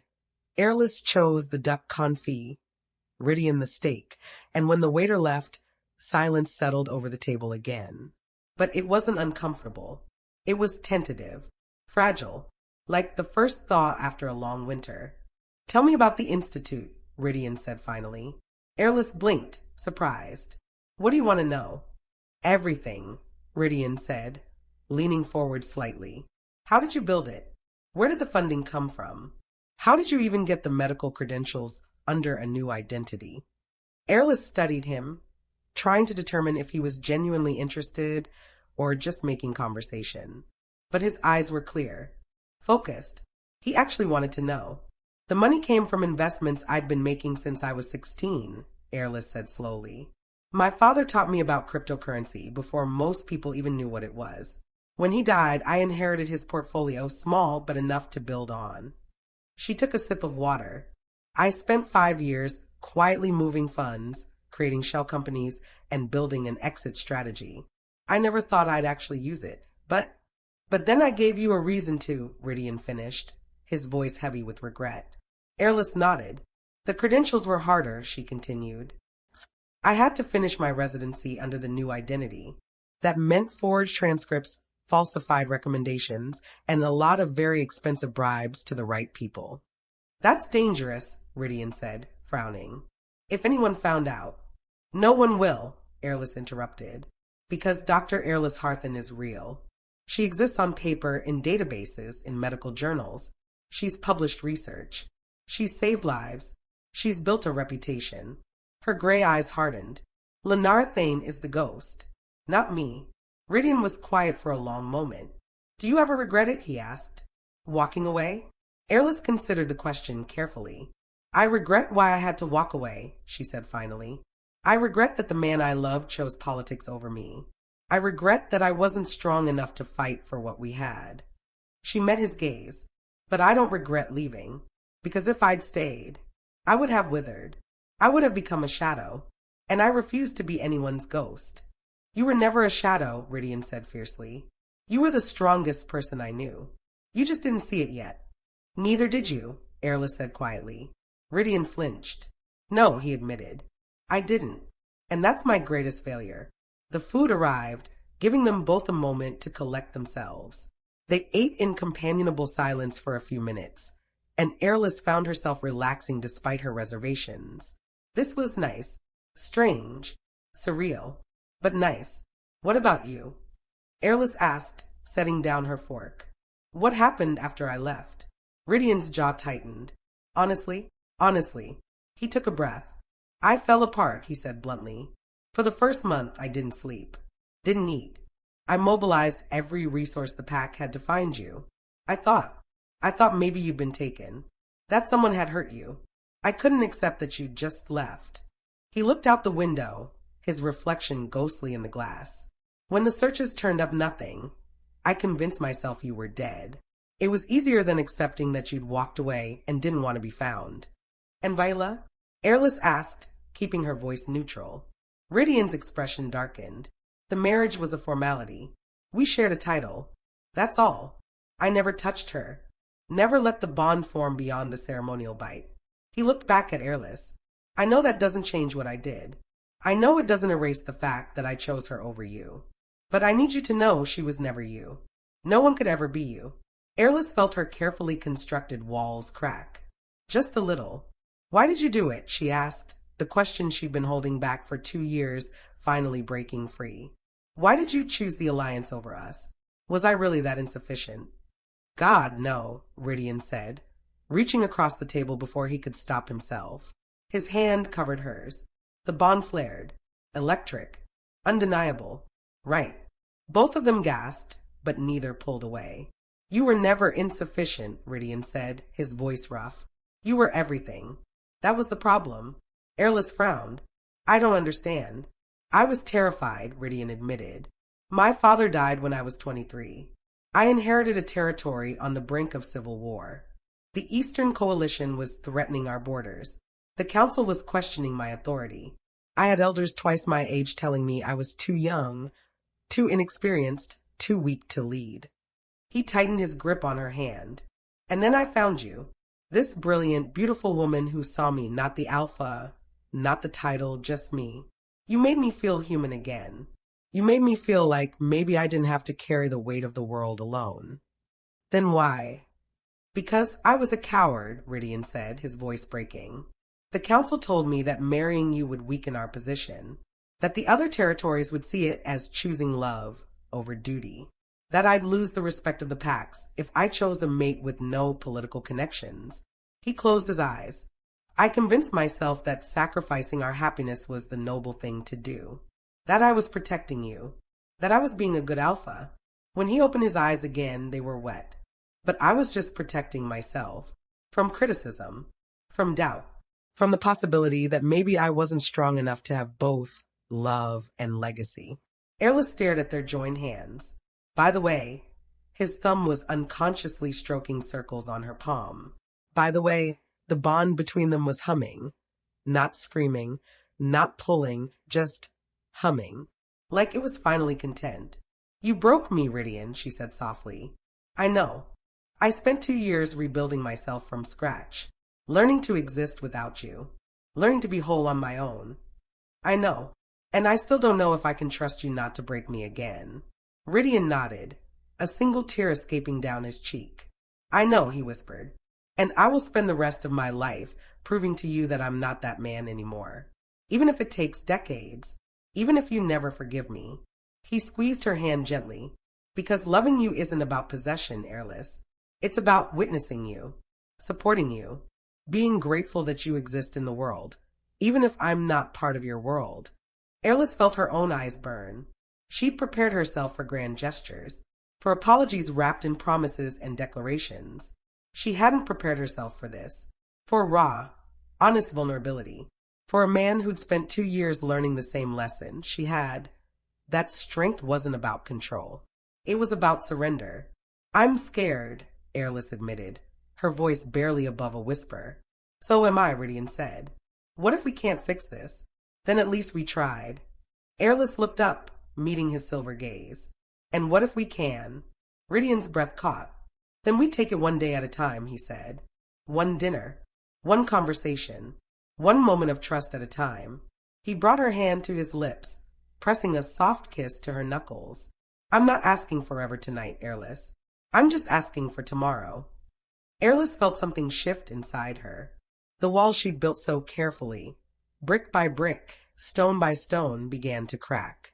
Not collapse, just crack, letting in light. Okay, she said finally. Rhydian's eyes widened. Okay. One day at a time, Eirlys clarified. Starting with tomorrow. She pulled her hand back gently, creating space between them again.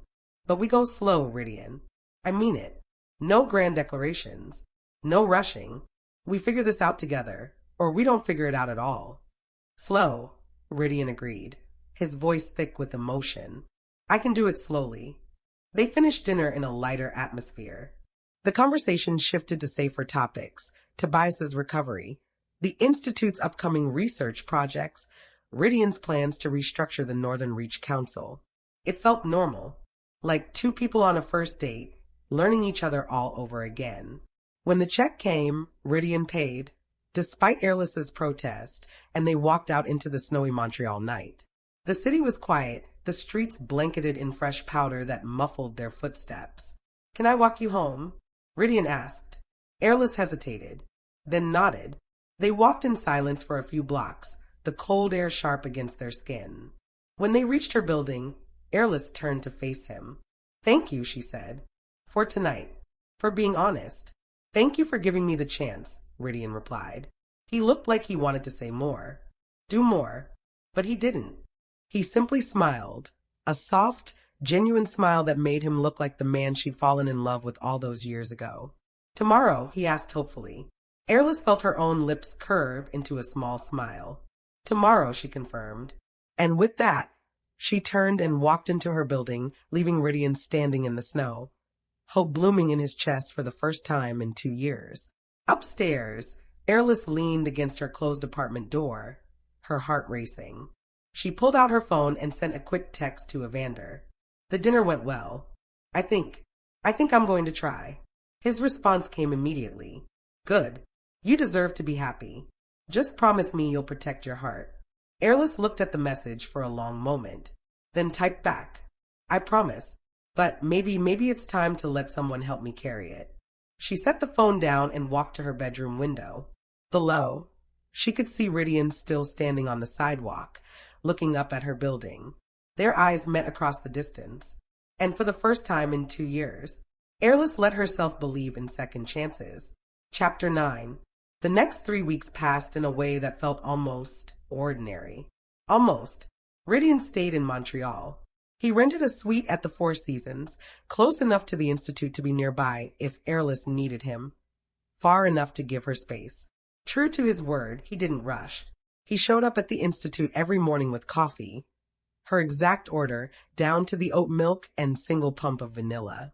He asked about her day. He listened when she talked about difficult cases or administrative headaches. He didn't try to fix things, didn't offer solutions unless she asked. He just listened. And slowly, carefully, Eirlys began to let him in. They had dinner 4 more times. Each one felt a little easier than the last. At the first dinner, they talked about the past, cautiously, carefully, like archaeologists excavating fragile artifacts. The second dinner, they talked about the present, her work, his pack, the strange reality of rebuilding something from ashes. The third dinner, they laughed. Actually, I laughed. Rhydian told a story about Merrick accidentally challenging a visiting Alpha to a drinking contest and losing spectacularly. Eirlys nearly spit out her wine. By the 4th dinner, Eirlys realized something terrifying. She was falling for him again. Not for the Alpha, not for the memory of who he used to be, but for the man sitting across from her, flawed, humbled, trying so hard to be better. It was during their 5th dinner, at a small bistro near the river, that everything changed. They were sharing a creme brulee, their spoons occasionally clashing as they dug into the dessert when Rhydian's phone buzzed. He glanced at it, frowned, and silenced it. "Everything okay?" Eirlys asked. "Just Merrick," Rhydian said, setting the phone face down on the table. "I'll call him back later." But 5 minutes later, it buzzed again. And again. And again. Rhydian's jaw tightened. "Take it," Eirlys said gently. "It might be important." Rhydian hesitated, then picked up the phone. "Merrick, this better be." He stopped. His entire body went rigid. Eirlys watched as the color drained from his face. "When?" Rhydian asked, his voice sharp. "How many?" A pause. "I'm on my way." He hung up and stood abruptly, already pulling cash from his wallet and tossing it on the table. "What happened?" Eirlys asked, standing as well. "There's been an attack," Rhydian said, his voice tight. "Rogues hit the northern border of the territory. 3 wolves died, 7 injured." Eirlys's stomach dropped. "Do they know who?" "No," Rhydian cut her off. "But Merrick thinks it's retaliation. The Eastern Coalition is fracturing after Viola's exile. Some of her loyalists aren't happy about the alliance falling apart." He looked at Eirlys, conflict clear in his eyes. "I have to go back." "I know," Eirlys said immediately. "But I don't want to leave." "Rhydian." Eirlys stepped closer, placing a hand on his arm. "Your pack needs you. Go. Come with me." The words were out before he could stop them. Eirlys froze. "What?" "Come with me," Rhydian repeated, his silver eyes intense. "Not permanently. Just for a few days. Help me treat the injured. The medical team is good, but they're not you. Rhydian, I can't just." "I know," he said quickly. "I know you have the Institute. I know you have patients here. But Eirlys, please. I need you." The vulnerability in his voice broke something in her. "Let me make some calls," Eirlys said finally. Relief flooded Rhydian's face. "Thank you." 2 hours later, they were on Rhydian's private jet, flying west through the night. Eirlys sat across from him in the cabin, her laptop open as she coordinated with Evander via video call. "You're sure you can handle things for a few days?" she asked. Evander's face filled the screen, his expression both concerned and knowing. "We'll be fine," he assured her. "Tobias is almost ready for discharge anyway. The other cases are stable. Just be careful, okay?" "I will." "And Eirlys?" "Yeah." Evander's green eyes softened. "Don't lose yourself trying to save him." Eirlys glanced at Rhydian, who was on his own phone across the cabin, coordinating with his enforcers. "I won't," she promised. But even as she said it, she wasn't entirely sure it was true. They landed in Washington just after midnight. The Corvine estate looked different than Eirlys remembered. Darker, colder, like the grief that had settled over it 2 years ago had never quite lifted. A convoy of SUVs waited on the tarmac. Merrick stepped out of the lead vehicle, his expression grim. When he saw Eirlys descending the stairs behind Rhydian, his eyes widened. "Dr. Thorne," he said carefully. Then, softer, Lunara. "Just Eirlys," she corrected, offering him a small smile. "It's good to see you, Merrick." Marek's throat worked. "You too." Rhydian cut in. "Status. The injured are in the medical wing," Merrick reported, shifting back into beta mode. "Dr. Castellan is doing what he can, but 2 of them have silver poisoning. They need specialist care." "Take me to them," Eirlys said immediately. The medical wing of the Corvine estate was state-of-the-art, or at least, it had been when Eirlys left. Now it looked worn, understaffed. Dr. Castellan, a graying wolf with kind eyes and tired hands, nearly dropped his clipboard when he saw her. "Lunara," he breathed. "It's Eirlys now," she said gently, "and I'm here to help." She didn't wait for permission. She rolled up her sleeves, scrubbed in, and went to work. The next 6 hours were a blur. Silver extraction, wound debridement, emergency transfusions. Eirlys moved through the medical wing like a force of nature, her hands steady, her voice calm, her presence commanding respect from nurses and patients alike. Rhydian watched from the doorway, his chest tight with something that felt dangerously close to awe. This was what he'd taken from her. Not just her love, her purpose. She'd been born to heal, to lead, to save lives, and he tried to cage her in a role that would have slowly killed her spirit. "She's extraordinary," Merrick said quietly, appearing beside him. "I know," Rhydian replied, his voice rough. "Do you?" Merrick challenged. "Because 2 years ago, you acted like she was expendable." Rhydian flinched. "I was an idiot." "Yes," Merrick agreed bluntly. "You were. The question is, are you still?" By dawn, all 7 patients were stable. Eirlys stripped off her gloves, exhaustion settling into her bones. She found Rhydian in the hallway, leaning against the wall, looking like he hadn't moved in hours. "They'll live," she said simply. "Because of you." Eirlys shook her head. "Because they're strong. I just gave them a fighting chance." Rhydian pushed off the wall and walked toward her. "You saved them, Eirlys. Just like you saved Tobias. Just like you've saved dozens, maybe hundreds, of people in the last 2 years." He stopped in front of her. "You are magnificent. And I was a fool to ever make you feel like you were anything less." Eirlys's breath caught. "Rhydian." "I mean it," he said fiercely. "You don't need me. You don't need this pack. You don't need any of this. But I need you to know, you changed this place. Even when you left, your impact stayed." He gestured down the hallway. "Half the protocols in this medical wing are ones you wrote. The nurses still talk about techniques you taught them. You left a legacy here, Eirlys. Not as my mate. As yourself." Eirlys felt tears prick her eyes. "I never wanted a legacy," she said quietly. "I just wanted to help people." "I know. And I never wanted to be Luna, because of politics or bloodlines. I know. I wanted to be chosen because I was enough, just as I was." Rhydian's hand came up, cupping her cheek gently. "You were always enough," he whispered. "I just couldn't see past my own fear to recognize it." Eirlys leaned into his touch, her defenses crumbling. "I'm scared, Rhydian," she admitted. "I'm scared that if I come back here, even for a visit, I'll lose myself again. I'll become the person I was before, the one who waited in the shadows." "Then don't come back as her," Rhydian said. "Come back as who you are now. Dr. Eirlys Harthan, the woman who built an empire from nothing. The woman who doesn't need anyone's permission to be extraordinary." He leaned his forehead against hers. "And if you decide this place isn't for you anymore, I'll understand. I'll let you go. Because loving you means wanting you to be free, even if that freedom doesn't include me." Eirlys closed her eyes, breathing in his scent, cedar and frost and home. The bond between them hummed, stronger than it had been in weeks. Not demanding, not desperate, just there. A connection, a possibility, a choice. "I don't want to be free of you," Eirlys whispered. Rhydian's breath hitched. "What do you want?" Eirlys pulled back slightly, meeting his gaze. "I want us to figure out how to exist together without losing ourselves," she said. "I want to keep my institute in Montreal. I want to keep saving lives. But I also want—" She trailed off, her courage faltering.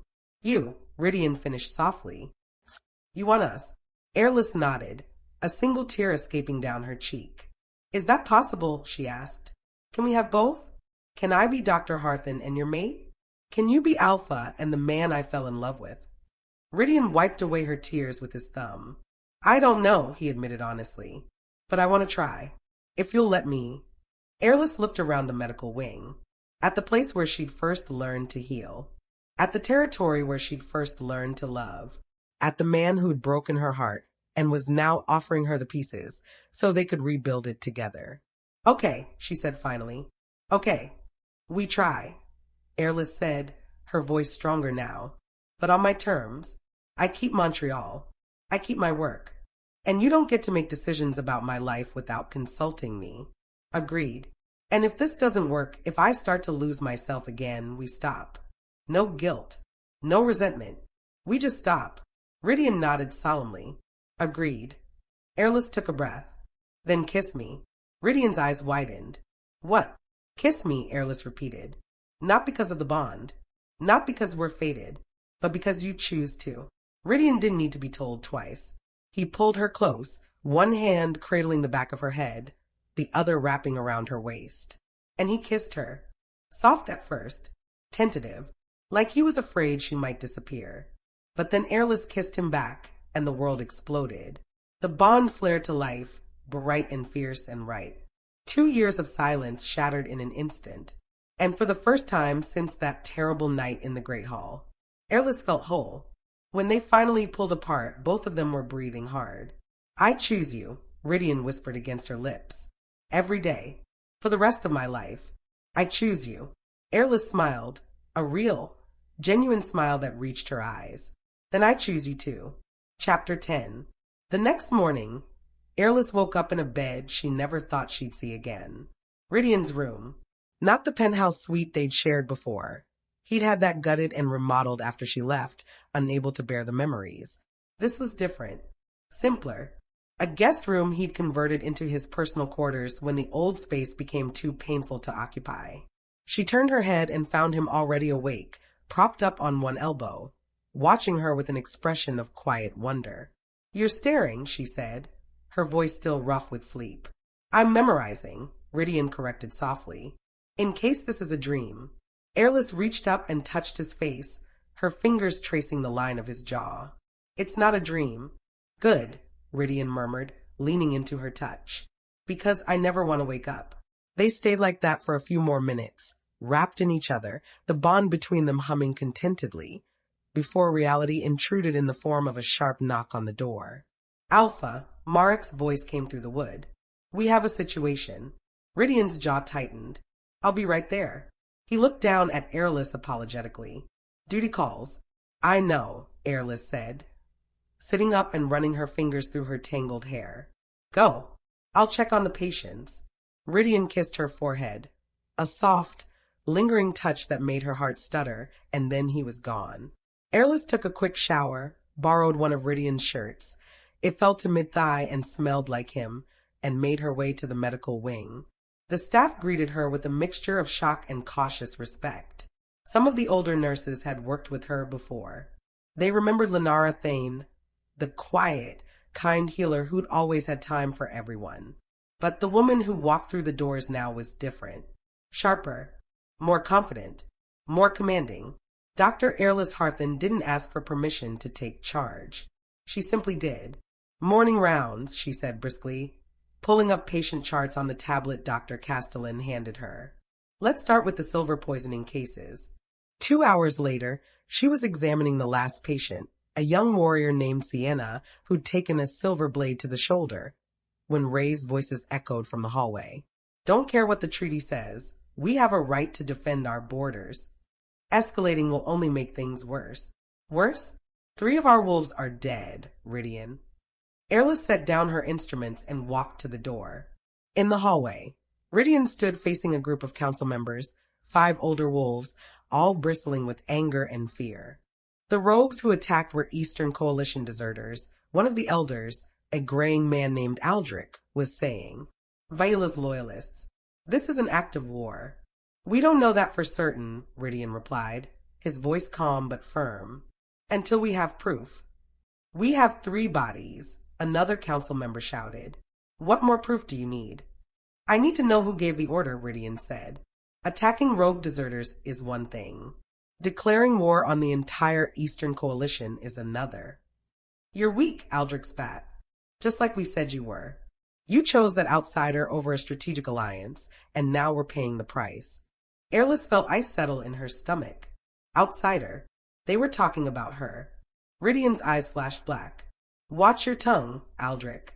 Or what? Aldrich challenged. You'll exile me like you did your Luna? You're so blinded by that woman. That woman, a cool voice interrupted, just saved 7 of your warriors. Perhaps a little gratitude is in order. Every head turned.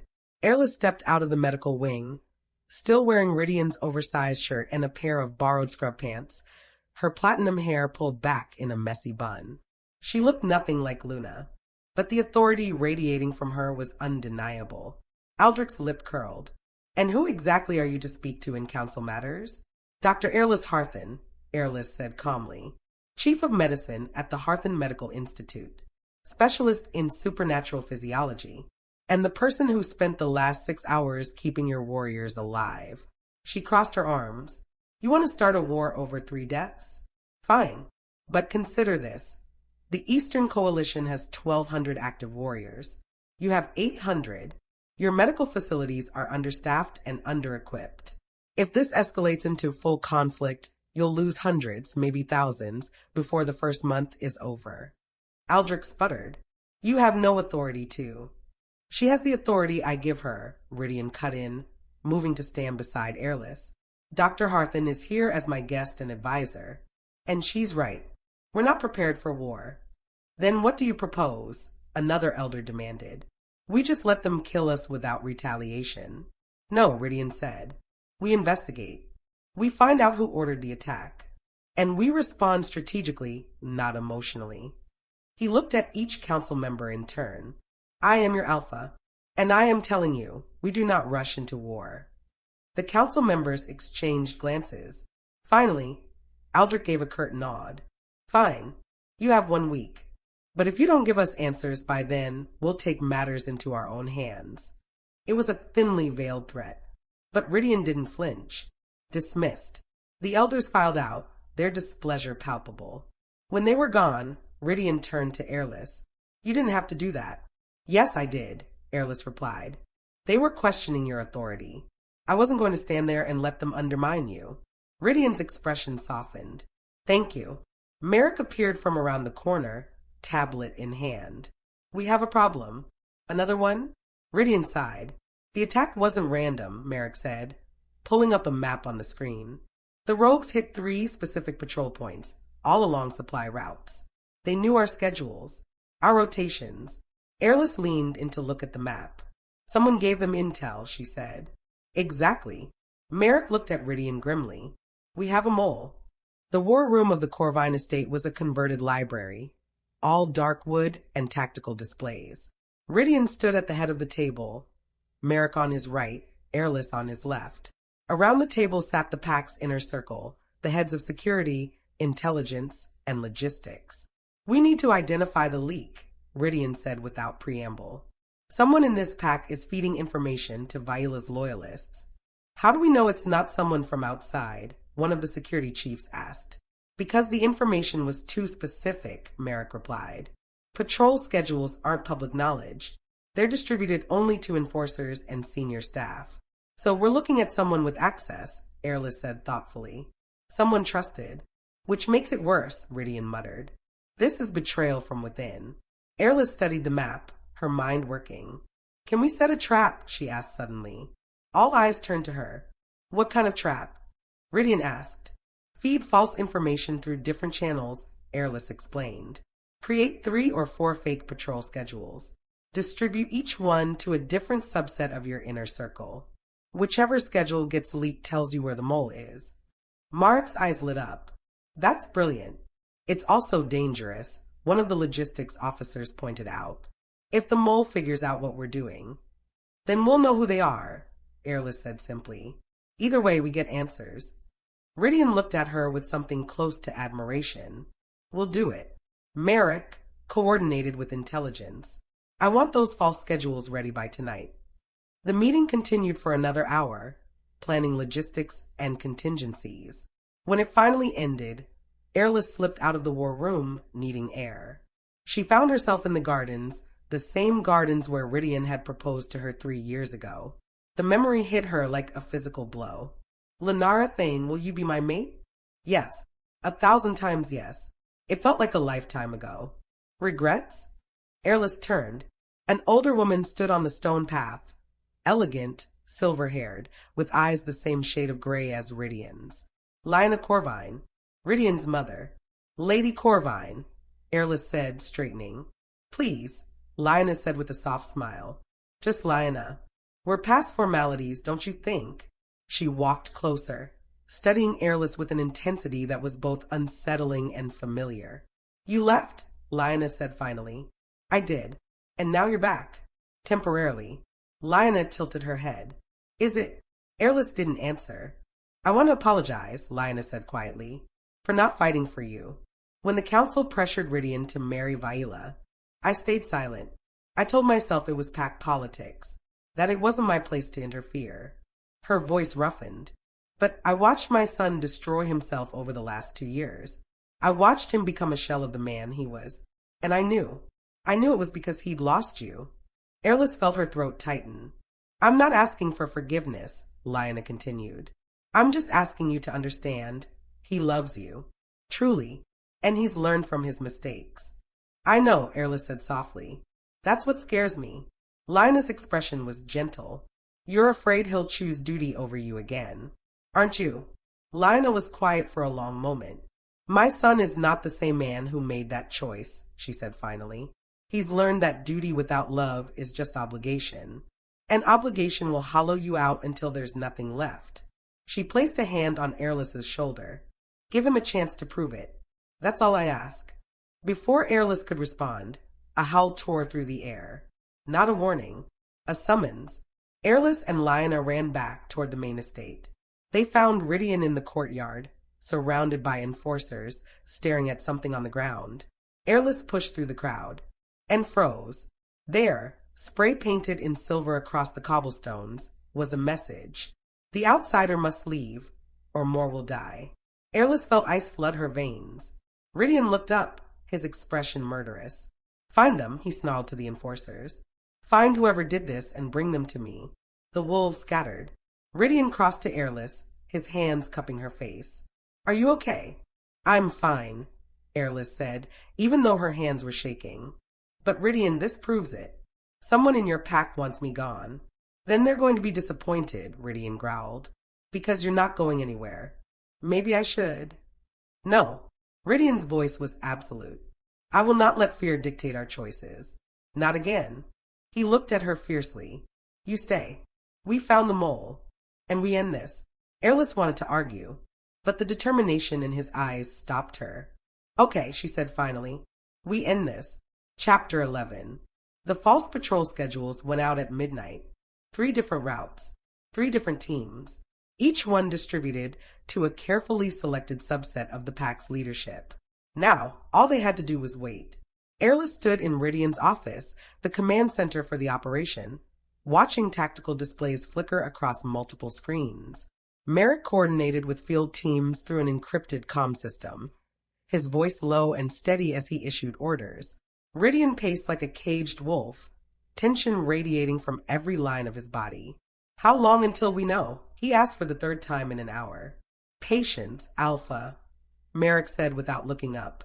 If there's a mole, they'll make contact within the next few hours. We have surveillance on all suspected communication channels. Eirlys perched on the edge of the desk, her medical training giving her an almost preternatural calm in crisis situations. The waiting is the hardest part, she said quietly. Rhydian stopped pacing and looked at her. How are you so calm? I'm not, Eirlys admitted. I'm just better at hiding it. She gestured to the screens. In surgery, you learn to compartmentalize. Fear, doubt, exhaustion. You put them in boxes and deal with them later. Right now, we need clear heads. Rhydian moved to stand in front of her, his hands coming to rest on either side of her hips, bracketing her against the desk. I don't know what I'd do without you, he said softly. You'd figure it out, Eirlys replied. You always do. But I don't want to, Rhydian said. I don't want to figure it out alone anymore. Before Eirlys could respond, Marek's voice cut through the moment. We have movement. All three of them crowded around the main display. A red dot pulsed on the digital map. A cell phone signal originating from within the estate, making an outbound call to an encrypted number. Who is it? Rhydian demanded. Marek typed rapidly, cross-referencing the signal with their personnel database. His face went pale. It's coming from the West Wing. Guest quarters. Who's staying in the West Wing? Eirlys asked. Marek looked at Rhydian, his expression grim. Elder Aldrich. The silence that followed was deafening. The head of the council, Rhydian said slowly, his voice dangerously quiet. The man who's been on this council for 30 years. The man my father trusted. We don't have confirmation yet, Marek cautioned. The call could be innocent. Trace it, Rhydian ordered. I want to know who he's calling and what he's saying. The tech team worked with military efficiency. Within minutes, they had isolated the call and routed it through their system.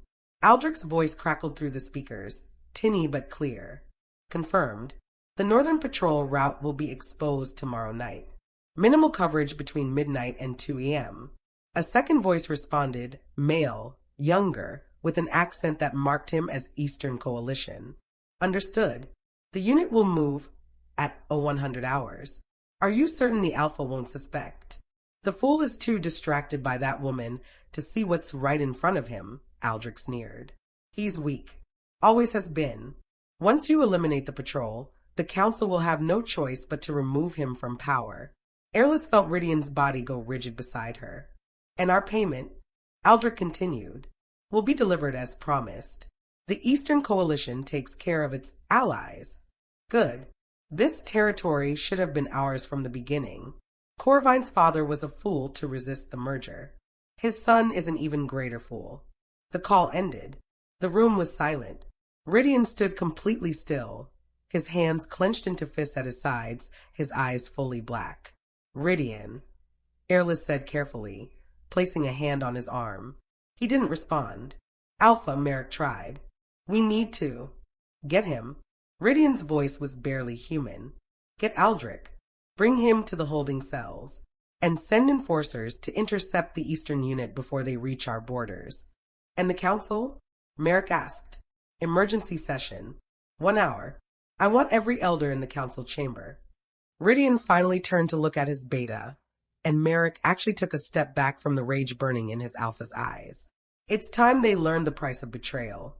45 minutes later, Eirlys stood at the back of the council chamber, arms crossed, watching as the pack's leadership filed in.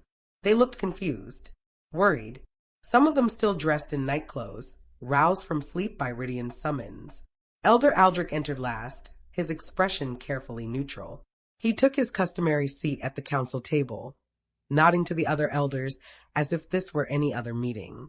This is highly irregular, Alpha, one of the council members, a woman named Thessaly, said. Calling an emergency session in the middle of the night without. Sit down, Rhydian said quietly. The command in his voice was absolute. Everyone sat. Rhydian stood at the head of the table, Marek at his right shoulder. 3 days ago, Rhydian began, his voice dangerously calm, this pack was attacked. 3 wolves died. 7 were injured. We believed it was a random strike by Eastern Coalition deserters. He looked around the table. We were wrong. He nodded to Marek, who pulled up the audio file from Aldrich's phone call. The recording played. With each word, the council members' expressions shifted from confusion to shock to horror. Aldrich's face remained impassive. When the recording ended, the silence was absolute. Elder Aldrich, Rhydian said, his voice like ice. Do you deny making that call? I deny nothing, Aldrich said calmly. Everything I said was true. You are weak, Rhydian. You chose personal desire over pack security. You humiliated this territory by rejecting a strategic alliance for a woman with no political value. He stood, his gaze sweeping the room. I did what was necessary to save this pack from incompetent leadership. Several council members gasped. Thessaly stood, her face flushed with anger. You orchestrated an attack on our own warriors. I orchestrated a test, Aldrich corrected. And Rhydian failed. He's too concerned with that outsider, he gestured dismissively toward Eirlys, to see the real threats facing us. The only threat, Rhydian said quietly, is you.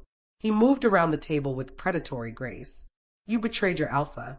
You conspired with our enemies. You are responsible for the deaths of 3 pack members. He stopped directly in front of Aldrich. By Northern law, that's treason. And the penalty for treason is death. Aldrich's composure finally cracked. You wouldn't dare, he hissed. I've served this pack for 3 decades. And you've dishonored it in a single night, Rhydian interrupted. He looked at the council, all in favor of stripping Elder Aldrich of his title and exiling him as a rogue. One by one, hands rose. Every single one. Even the elders who had been Aldrich's allies couldn't defend treason. The council has spoken, Rhydian said. Aldrich Thorne, you are hereby stripped of your title, your lands, and your place in this pack. You are declared rogue. You have until dawn to leave Northern Reach territory. He leaned in close. If you ever set foot on these lands again, I will hunt you myself, and I will not be merciful. Enforcer stepped forward, gripping Aldrich's arms. As they dragged him toward the door, Aldrich's mask of composure shattered completely. This isn't over, he shouted. The Eastern Coalition will not stand for this insult. They will come for you, Corvine. They will.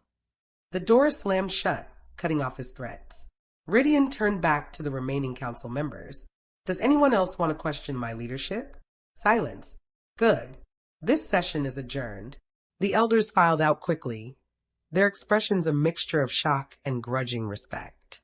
When the room was empty except for Rhydian, Merrick, and Eirlys, Rhydian finally let his control slip. He braced his hands on the council table, his entire body shaking. I didn't want it to be him, he said hoarsely. Anyone but him. My father trusted him. I trusted him. Eirlys crossed to him, placing a hand on his back. I know. He called you an outsider, Rhydian continued, his voice breaking. He said you had no value. And 2 years ago, I believed the same thing. He turned to face her, and Eirlys saw tears tracking down his face. I'm so sorry, he whispered. I'm sorry I ever made you feel like you weren't enough. Eirlys cupped his face in her hands. You were scared, she said gently. You were young and overwhelmed and trying to hold together a territory that was falling apart. You made a mistake. A terrible mistake. Yes, Eirlys agreed. But you've spent 2 years learning from it. You've changed, Rhydian. Tonight proved that. She brushed away his tears with her thumbs. The man who stood up there and held his council accountable? The man who chose justice over comfort? That's the Alpha I always knew you could be. Rhydian pulled her into his arms, holding her so tightly she could barely breathe. I love you, he said against her hair. I love you so much it terrifies me. I love you too, Eirlys whispered back. And this time, there was no fear in the admission, only the truth.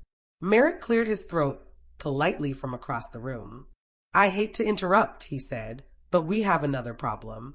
Rhydian and Eirlys pulled apart. What now? Merrick pulled up a message on his tablet. This just came through from our intelligence network.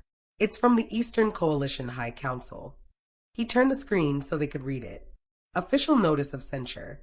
The Northern Reach's unilateral exile of Elder Aldrich Thorne constitutes a breach of diplomatic protocol. The Eastern Coalition demands immediate reinstatement and formal apology. Failure to comply within 48 hours will result in the dissolution of all remaining trade agreements and border treaties. Consider this your only warning. Rhydian stared at the message. Then, slowly, he began to laugh. It was a dark, humorless sound. They think they can threaten me, he said. After their operative orchestrated an attack on my people. After they conspired to undermine my authority. He looked at Merrick. Draft a response. What do you want it to say? Rhydian's smile was cold. Tell them the Northern Reach does not negotiate with traitors. Tell them their treaties are already void. And tell them, he glanced at Eirlys, who nodded her encouragement. Tell them that if they want war, they'll get one. But it will be on our terms. Marek's eyes widened. Rhydian, are you sure? I'm sure, Rhydian said firmly. I spent 2 years bowing to political pressure, sacrificing what mattered for what seemed expedient. I'm done compromising. He took Eirlys's hand. I'm done choosing duty over the people I love. If the Eastern Coalition wants to fight, they'll learn what happens when you back a wolf into a corner. Merrick studied his alpha for a long moment. Then he smiled, a fierce, proud smile. About damn time. The rest of the night was spent in preparation. Messages sent to allied packs. Defense protocols activated. Supply lines secured. By dawn, the northern reach was on war footing. But for the first time in years, Rhydian didn't feel the weight of it crushing him, because he wasn't carrying it alone. Eirlys worked beside him, coordinating medical supplies, setting up triage protocols, preparing for casualties. She didn't ask permission. She didn't wait to be told what to do. She simply stepped into the role she was born for, not as Luna in name, but as partner in truth. As the sun rose over the Corvine estate, Rhydian found Eirlys on the balcony outside his office, watching the light paint the forest in shades of gold. You should rest, he said, wrapping his arms around her from behind. So should you, Eirlys replied, leaning back against his chest. In a few minutes, they stood in silence, watching the new day dawn. Are you scared? Eirlys asked quietly. Terrified, Rhydian admitted, but also hopeful. Hopeful. Because this time, Rhydian said, I'm not fighting alone. This time I have you. Eirlys turned in his arms, looking up at him. Always, she promised. From now on, you always have me. Rhydian kissed her, soft and sweet and full of promise. And in that moment, with war on the horizon and uncertainty surrounding them, they both knew they'd already won the battle that mattered most. The battle for each other. Chapter 12. The Eastern Coalition's response came exactly 48 hours later. Not with words, with fire. The attack hit at dawn, 3 coordinated strikes along the northern reach's eastern border. Supply depots, communication towers, and the small village of Thornhaven, where 200 civilians lived. Eirlys was in the medical wing when the alarms sounded, preparing supplies for the inevitable casualties. The inevitable had just arrived. All medical personnel to emergency stations. The announcement crackled over the intercom. Mass casualty event. Repeat, mass casualty event. Eirlys's training kicked in instantly. Dr. Castellan, set up triage in the main hall, she ordered, already moving. I need every available nurse, every bed, and triple our blood supply. Now, she pulled on her white coat, the one she'd brought from Montreal, embroidered with her name, and ran. Rhydian was already in the war room, coordinating the defense. Maps covered every surface. Radio chatter filled the air. Enforcers moved in organized chaos, following orders with military precision. Status. Rhydian barked. Thornhaven is evacuating, Merrick reported, his face grim. But the fire spread faster than anticipated. We have wolves trapped in the northern sector. Send rescue teams. Already deployed. But Alpha. Merrick hesitated. We have reports of Eastern Coalition regulars, not just rogues. This is a full military operation.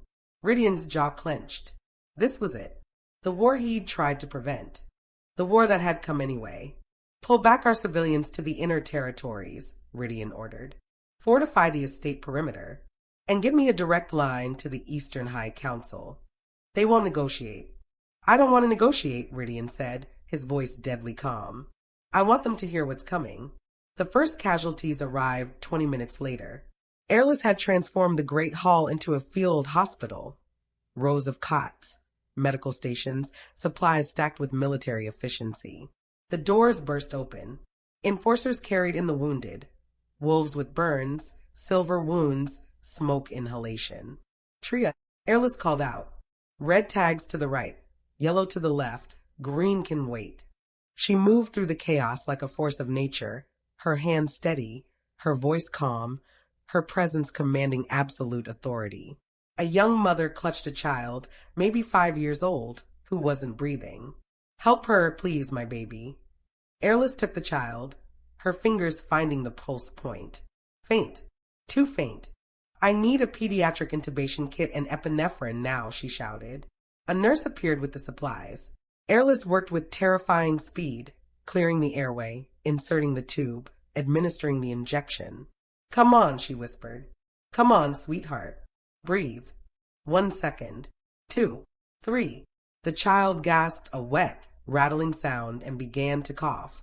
The mother sobbed in relief. Eirlys handed the child to a nurse. Oxygen therapy. Watch for swelling. Call me if anything changes. She moved to the next patient.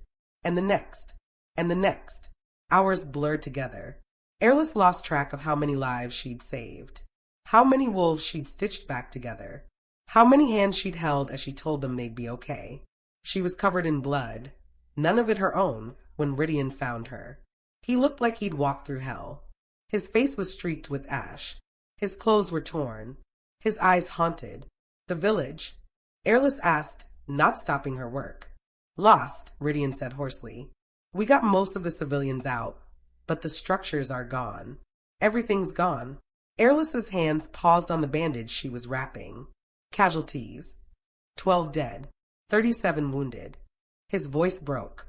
I failed them, Eirlys. I failed to protect them. Eirlys looked up, her gray eyes fierce. No, she said firmly. You saved them. 12 is a tragedy, Rhydian. But it's not 200. You evacuated that village under fire.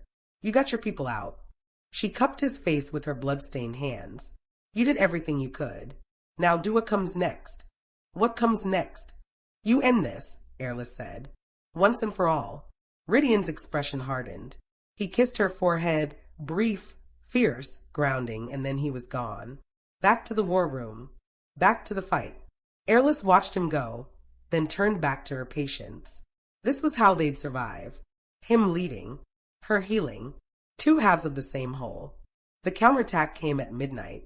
Rhydian had spent the day coordinating with allied packs, territories that had been watching the conflict, waiting to see which side would win. His message was simple. Stand with us now, or stand alone when the coalition comes for you next. It worked. By nightfall, he had 300 reinforcements from neighboring territories. By midnight, he had a plan. We're not going to fight them on their terms, Rhydian told his assembled commanders. We're not going to meet them in an open battle where their numbers give them an advantage. He pointed to the map. The Eastern Coalition is pushing through the Ashwood Pass. Narrow terrain. Limited visibility. We collapse the pass. Trap their forward units. Cut off their supply lines. That's our territory, one of the commanders protested. If we collapse the pass. We can rebuild a pass, Rhydian interrupted. We can't rebuild our people. He looked around the room. This ends tonight. We make our stand here. We show the coalition that the northern reach does not break. The operation was executed with surgical precision. Demolition teams planted charges along the Ashwood Pass while the coalition forces pushed through, confident in their superior numbers. Rhydian waited until the majority of their forces were committed to the narrow canyon. Then he gave the order. Blow it. The explosion lit up the night sky.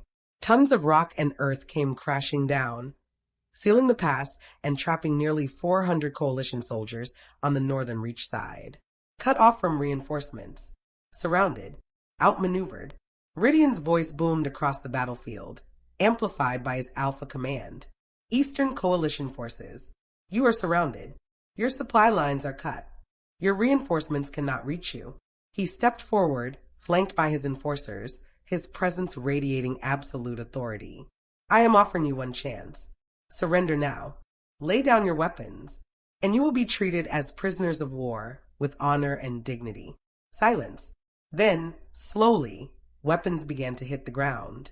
One soldier, then another, then dozens. Within minutes, the entire trapped force had surrendered. The war was over. The aftermath was chaos of a different kind. Processing prisoners, coordinating relief efforts, beginning the massive task of rebuilding. But there was also victory.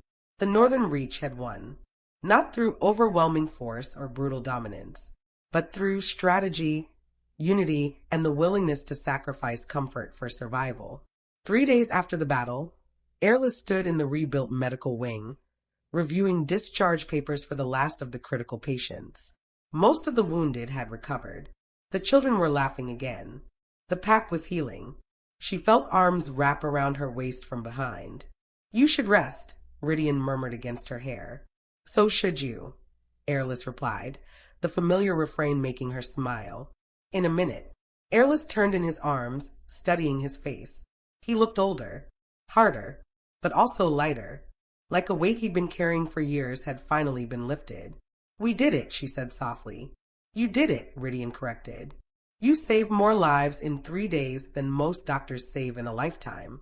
You held this pack together while I was fighting." "We did it together," Eirlys insisted. "That's the point. We're stronger together than we ever were apart." Rhydian kissed her, slow and deep and full of promise. When they finally pulled apart, he reached into his pocket. "I have something for you." He pulled out a small velvet box. Eirlys's breath caught. "Rhydian, it's not what you think," he said quickly. "Well, it is, but also different." He opened the box. Inside were 2 rings. One was the silver promise ring he'd given her years ago, the one she dropped in a glass of water and then secretly kept. The other was new, a band of white gold inlaid with small diamonds that caught the light like stars. "The first ring was a promise I broke," Rhydian said quietly. "I want you to keep it, not to wear, but to remember. Remember what we survived. Remember how far we've come." He pulled out the second ring. "This one is a new promise, not to make you Luna, unless you want that title, not to cage you in a role that doesn't fit, but to stand beside you, to support your work, to build a life together that honors both of us." He looked into her eyes. "Eirlys Harthan, will you be my mate? My equal? My partner in everything?" Eirlys felt tears streaming down her face. "I have conditions," she said, her voice shaking. "Anything. I keep my institute in Montreal. I split my time between here and there. Done. I want to rebuild the medical program here, train new healers, create a network that serves multiple territories. I'll fund it personally. And when we disagree, when duty and love conflict, we figure it out together. No more unilateral decisions." Rhydian nodded solemnly. "Together. Always." Eirlys smiled through her tears. "Then yes. 1,000 times yes." Rhydian slipped the ring onto her finger, a perfect fit, and pulled her into a kiss that felt like coming home. The mating ceremony was held 1 week later. Not the grand political spectacle Rhydian had once planned with Viola. This was intimate, personal, sacred. Just their closest friends and family, gathered in the forest clearing where Rhydian's parents had been mated decades before. Eirlys wore a simple white dress, elegant but not ostentatious. Her platinum hair is adorned with small winter flowers. Rhydian wore traditional ceremonial garb, dark leather and silver, the Corvine crest embroidered over his heart. Lina officiated, her voice strong and clear. "A mating bond is not ownership," she said. "It is not one soul consuming another. It is 2 souls choosing every single day to walk the same path." She looked at Rhydian and Eirlys. "You have walked through fire. You have survived betrayal and loss and distance. And you have found your way back to each other." She bound their hands together with a silver cord. "Rhydian Corvine, do you accept Eirlys Harthan as your mate? Your equal? Your chosen partner in this life and beyond?" "I do," Rhydian said, his voice unwavering. "Eirlys Harthan, do you accept Rhydian Corvine as your mate? Your equal? Your chosen partner in this life and beyond?" Eirlys met his silver gaze, seeing everything they'd been and everything they would become. "I do. Then by the power of the Northern Reach and the laws of our kind, I declare you mated. Bound by choice, united by love." Lina smiled. "You may seal the bond." Rhydian pulled Eirlys close, one hand cradling her face, the other wrapped around her waist. "I love you," he whispered. "I love you too," Eirlys whispered back. And when he bit down gently on the junction of her neck and shoulder, the traditional mating mark, Eirlys felt the bond snap into place. Not with pain, with completeness, like a piece of her soul that had been missing had finally returned. The assembled wolves howled their approval, the sound echoing through the forest. When Rhydian pulled back, his eyes were wet. "You're mine," he said softly. "And you're mine," Eirlys replied, touching the corresponding mark she just left on his neck. Finally, the celebration lasted until dawn. Music, dancing, laughter. For the first time in years, the Corvine estate felt alive. Eirlys danced with Rhydian under the stars, his arms around her, his heartbeat steady against her ear. "What happens now?" she asked. Now, Rhydian said, we build. We heal. We create something better than what came before. Together. Always together. Eirlys smiled, resting her head against his chest. She thought about the girl in the green dress who had walked out of a great hall 2 years ago. She thought about Dr. Harthan, who had rebuilt herself from nothing. And she thought about the woman she was now, strong enough to walk away, brave enough to come back, wise enough to know the difference between sacrifice and surrender. I'm glad I came back, she said quietly. So am I, Rhydian replied, kissing the top of her head. So am I. Across the clearing, Merrick stood with Evander, who had flown in from Montreal for the ceremony. Think they'll make it? Evander asked, watching the couple sway to the music. Merrick smiled. Yeah, he said. I think they will. They've already survived the worst. Everything else is just details. Evander raised his glass. To second chances. To second chances, Merrick echoed. And under the stars, surrounded by pack and family and love, Rhydian and Eirlys began writing the next chapter of their story. Together. 6 months later, the Harthan Medical Institute in Montreal had expanded. What had been a single building now included a satellite clinic, a research wing, and a training center for supernatural medical professionals. Eirlys split her time between Montreal and Washington, 3 weeks here, 1 week there, with Rhydian often making the trip to be with her. They'd figured out the balance. Some days were harder than others, but they communicated. They compromised. They chose each other, over and over again. On a crisp autumn morning, Eirlys stood in the Northern Reach Medical Center, the facility she designed and Rhydian had built, watching her first class of supernatural medical students begin their rotations. Young healers from multiple territories, learning together, building bridges instead of walls. You did this, Rhydian said, coming up behind her. We did this, Eirlys corrected. He wrapped his arms around her, and she leaned back into his embrace, feeling the steady thrum of the mate bond between them. I have news, Rhydian said quietly. Good news or bad news? Good news. The Eastern Coalition has formally requested a peace treaty. A real one this time, based on mutual respect, not coercion. Eirlys turned in his arms. That's incredible. It's because of you, Rhydian said. Your medical network has treated wolves from every territory. You've saved lives on both sides of the old borders. People remember that. He kissed her softly. You've done more to create peace in 6 months than decades of political maneuvering ever did. I just wanted to help people, Eirlys said. I know, Rhydian said. That's why it worked. That evening, they stood on the balcony of their quarters, the space they designed together, honoring both of their needs for independence and connection. The Northern Reach stretched out before them, peaceful and whole. Do you ever regret it? Rhydian asked. Coming back. Eirlys looked at him. This man who had broken her heart and then spent 2 years learning how to honor it. Never, she said. Because I didn't come back as who I was. I came back as who I am. And that made all the difference. She took his hand. We're writing our own story now, Rhydian. Not the one the council wanted. Not the one tradition demanded. Ours. And what kind of story is it? Rhydian asked, smiling. Eirlys looked out at the stars beginning to appear in the twilight sky. The kind where the broken pieces come back together stronger, she said. The kind where love isn't about possession or sacrifice, but about choosing to grow together. She looked back at him.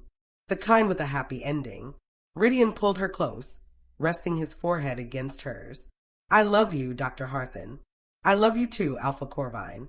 And under the stars, in the territory they both now called home, they stood together. Equal. United. Whole. Proof that some things, some loves, are worth fighting for. Worth walking away from. And worth coming back to. The end. Thank you for joining us on Rhydian and Eirlys's journey, a story of heartbreak and healing, of walking away and coming home, of learning that true strength lies not in control, but in the courage to be vulnerable. If this story touched your heart, please like, share, and subscribe for more werewolf shifter romance tales. Leave a comment telling us what moment resonated with you most.